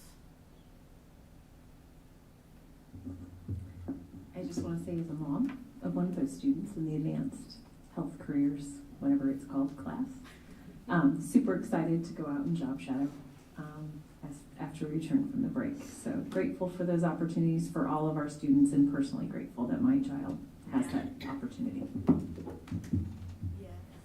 Oh, I just want to thank Christy, because, hey, I hadn't known you very, very long, but I remember, Christy, you can remember when we met over at the AEA in a small room. We first started talking about all these things, the future of these things. When Gordon Staley was the president, he's a Pella window salesman, so we talked about preparing kids, for kind of a job outside of school. And I think you've been behind this push for a long time, and I'm glad to see all these things coming to fruition. I think you've had a large part to do with this, so thank you for what you're doing, Kayla. And we just felt like we had to add a picture because everybody else had a picture of the team with their presentation together. So that was us in the back tonight. So typically we'd be off the phone, but everybody else had a team that dress. Did you take it, Janelle? Yes. Yeah. No, I don't wear this dress every I day. apologize for having our phone out the meeting, but. And I just would like to take just a quick minute. Thank you so much for your help with getting those job shadows going. We really appreciate that a lot. Excuse me, what did, I have no idea what Dr. Pivich did. He connected me with someone in his office to help us secure 3 of our 18 job shadows that are going to happen next Monday and Tuesday. Oh, awesome. Yeah. That's great. That we honestly Mike. would not have had otherwise because they are higher level positions. So we're very excited. That's great. Any other questions? I just want to comment on the creativity that you guys are, and the kind of forward thinking way that you're incorporating the kind of current trends and what kids are seeing. And I just have to tell you, my 7-year-old has been getting into some of the shows on Netflix where they meld engineering and baking and these projects and those sorts of things that really. We'll be ready. Yeah. And it's fun to see, it's hard to stay ahead of them though, I will say that. Yeah, but it gives you some ideas of, we could pair an engineering class and a baking class, or we could pair a chemistry class and a food class, and just kind of some of those project-based learning things that I think it's really neat that we're thinking, outside of like, oh, this is what we do here, this is the status quo. It's elevating a lot of what our kids are being offered, so I really appreciate that. Thank you. Thank you so much. Thank you for staying so late. Thanks.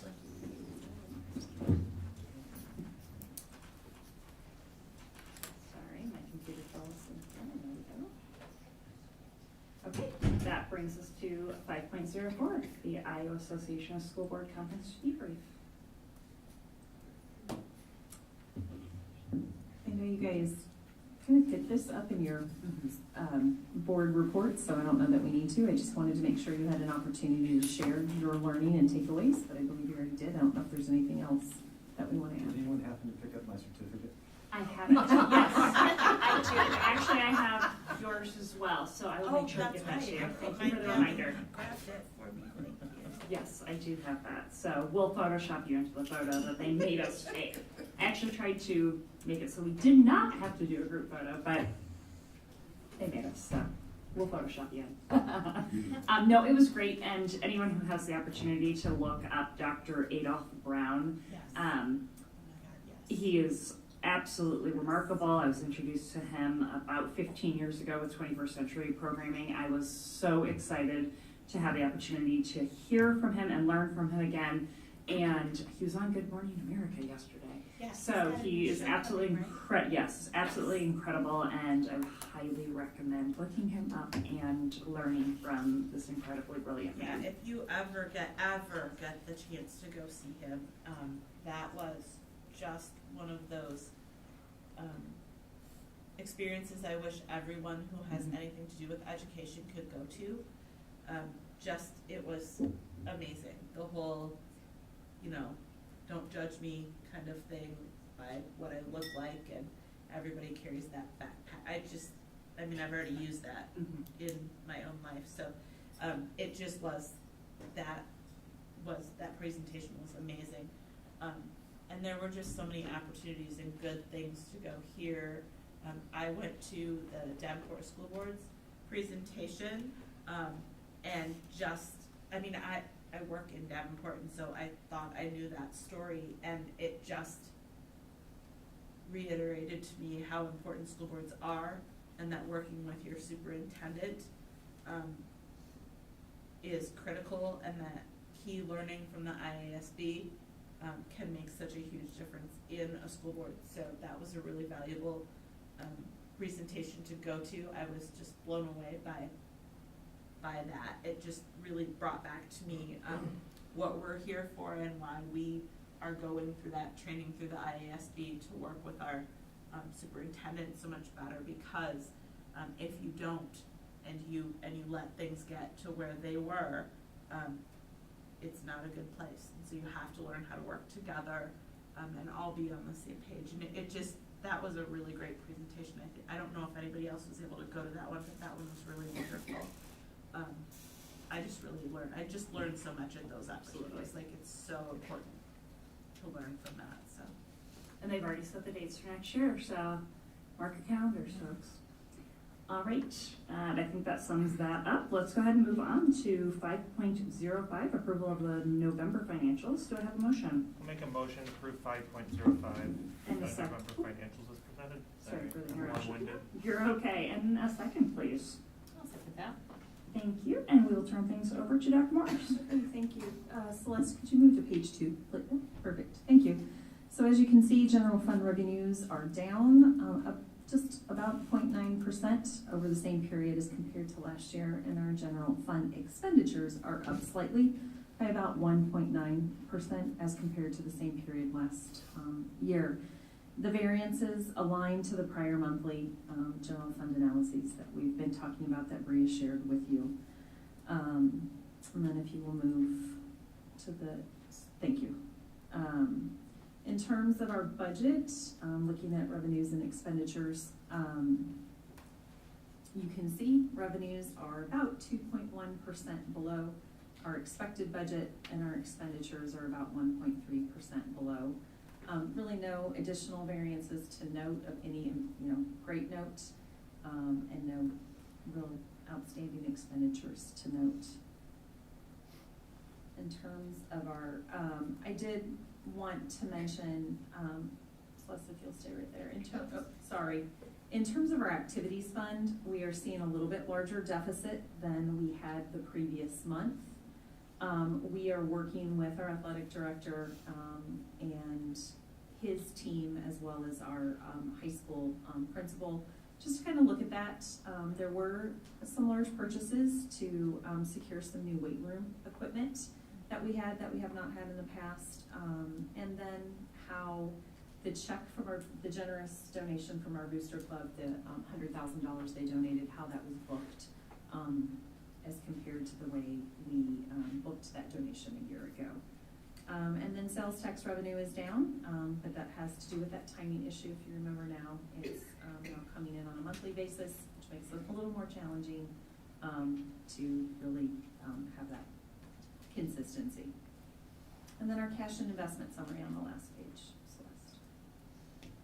Overall, our cash position is up about 8% from last year. We continue to monitor, though, our nutrition services balance and find ways to decrease it. So we recently worked with Kurt and Miley to purchase new equipment in the Neil Armstrong kitchen. So that fund is doing well from a cash perspective, and we need to be careful that we don't carry too much cash in there. So we're looking at ways we can update some kitchens and use some of the revenues in that. That's it. Excellent. Any questions? Roll call, please. Director Dorner? Yes. Director Eastman? Yes. Director Lynch? Yes. Director Pevich? Yes. Director Smithson? Yes. Director Castro? Yes. Director Champion? Yes. Motion carried 7-0. Thank you. 5.06, LEP, allowable costs. Do I have a motion? I move that we approve the SBRC request of $126,161.19 in allowable growth for LEP, limited English proficiency, allowable costs. And a second, please. I'll second it. Dr. Morse. Yeah, this is one of those annual duties that we have to request the additional funding so we can support our students who are English learners. You can see we certified right after our last board meeting, and we need you to approve this. I love that our board meeting is listed as occurring at midnight this morning.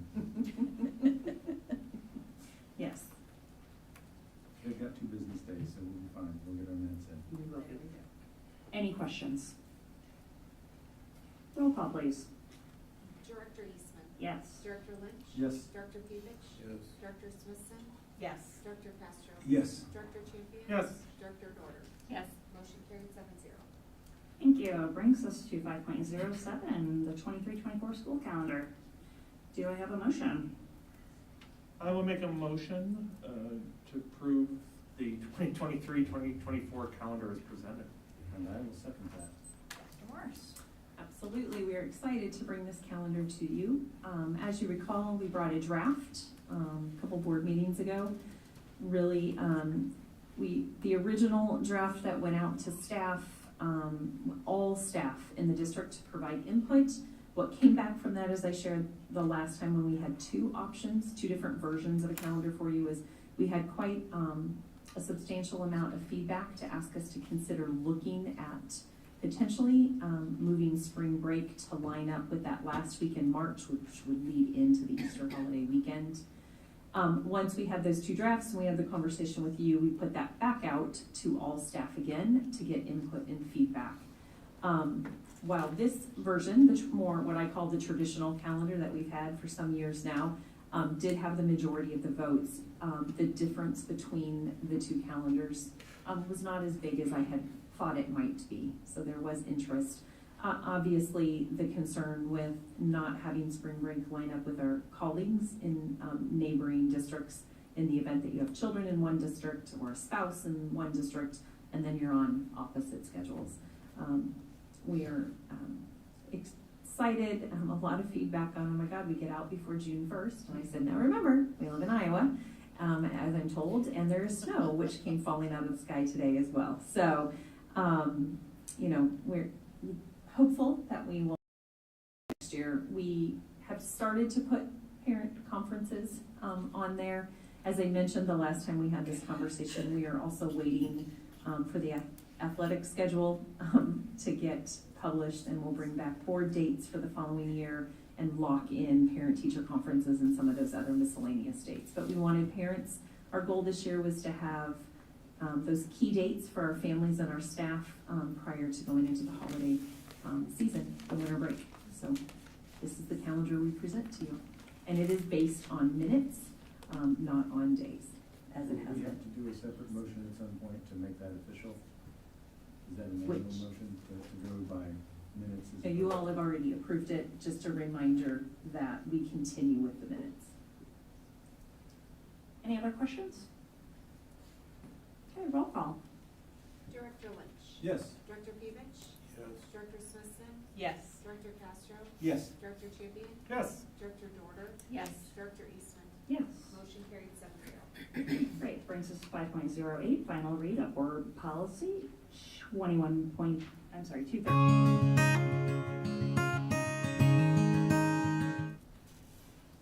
I have a motion to approve the policies as listed below as presented. And a second. Second? So, we had brought this to you the last time. We recognized that as it uploaded, it didn't translate all of the changes. It's coming up, I think. Hopefully you can open it up on your agenda. Looks like they're having some technical difficulties. What I added this time was just the exhibit that goes with it, the public input at board meetings. since it relates to the board policy, there were no changes that appeared to be needed based on your input and feedback, so it would just come for you for reapproval. But in terms of the policy, this, I went back, I listened to the meeting, I looked at the notes I took, reflects the conversation that we had over a couple, I think 3 board meetings, actually. And so I bring this to you tonight, for your consideration. I'll just start with some comment. I think one thing,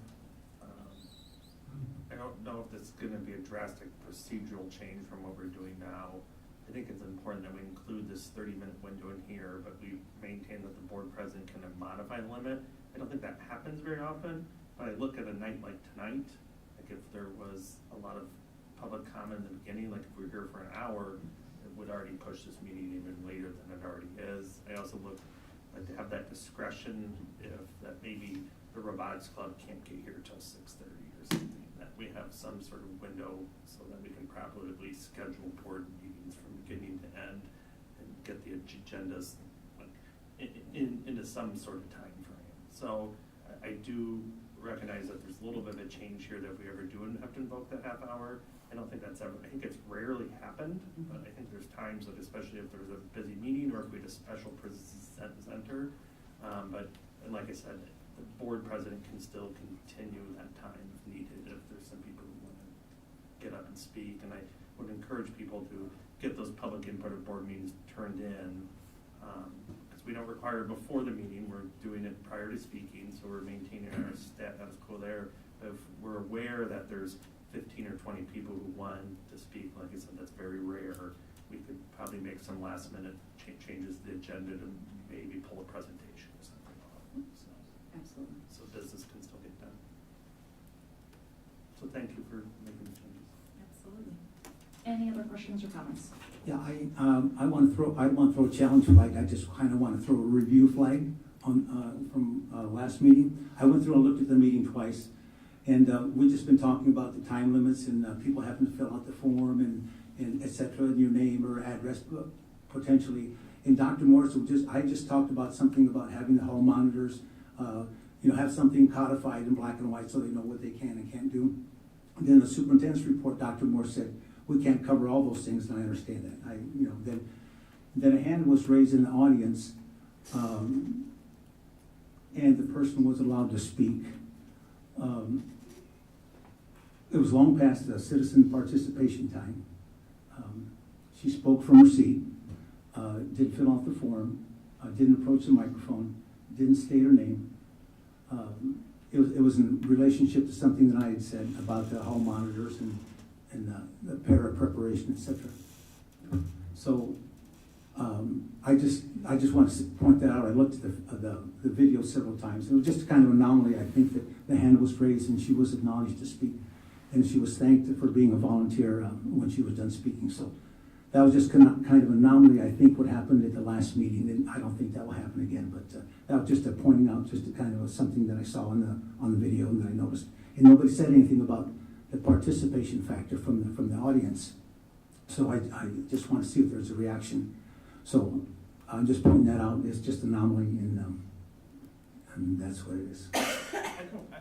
Yeah, but I believe even in this policy states that if someone's recognized by the board president, they can speak. Right, so it kind of demolishes what we've been talking about. You have to sign the form, you have to come up and before you speak, and then you have to come to the podium, you have to state your name. So.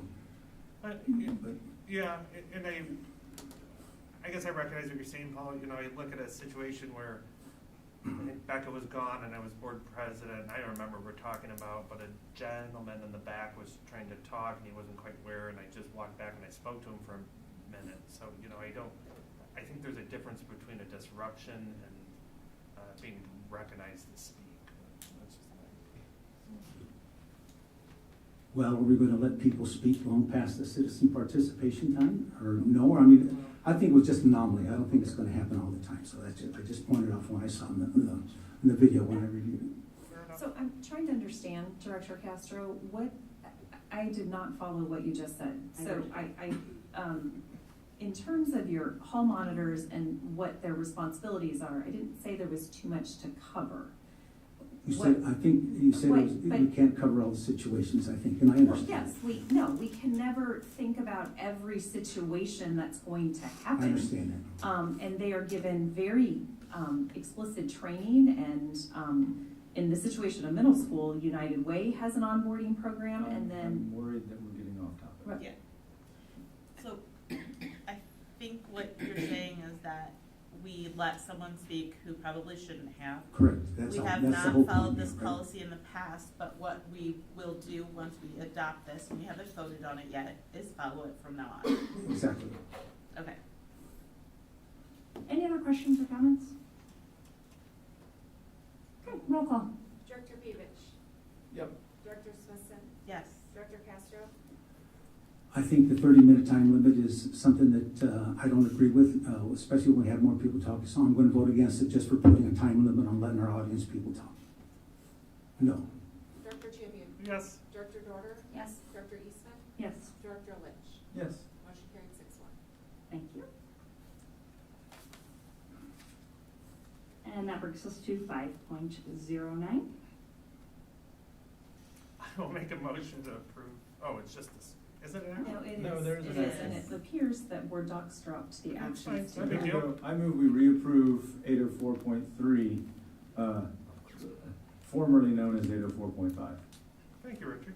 I'll second it. You did a better job than I would have. So literally the only change to this policy is the need to renumber. IASB came out with the policy for the Narcan that we discussed in the last board policy. We felt this policy was important to continue in our district. IASB does not have anything specific like this, and we are just asking for reapproval and renumbering. Any questions? We're renumbering 804.5, 804.3. And the text Because- change is not at all, just the number. Correct, because And that's for staff and identification badges? yes, Yeah. Okay. because 804, the new 804.5 became that Narcan. I'm following you. Yeah. I'm sorry. Okay. I was reversing it in the. Any other questions or clarifications? Okay, roll call. Director Smithson. Yes. Director Castro. Absolutely. Director Champion. Yes. Director Dorder. Yes. Director Eastman. Yes. Director Lynch. Yes. Director Pevich. Yeah. Motion carried 7-0. Brings us to 6.01, upcoming calendar items.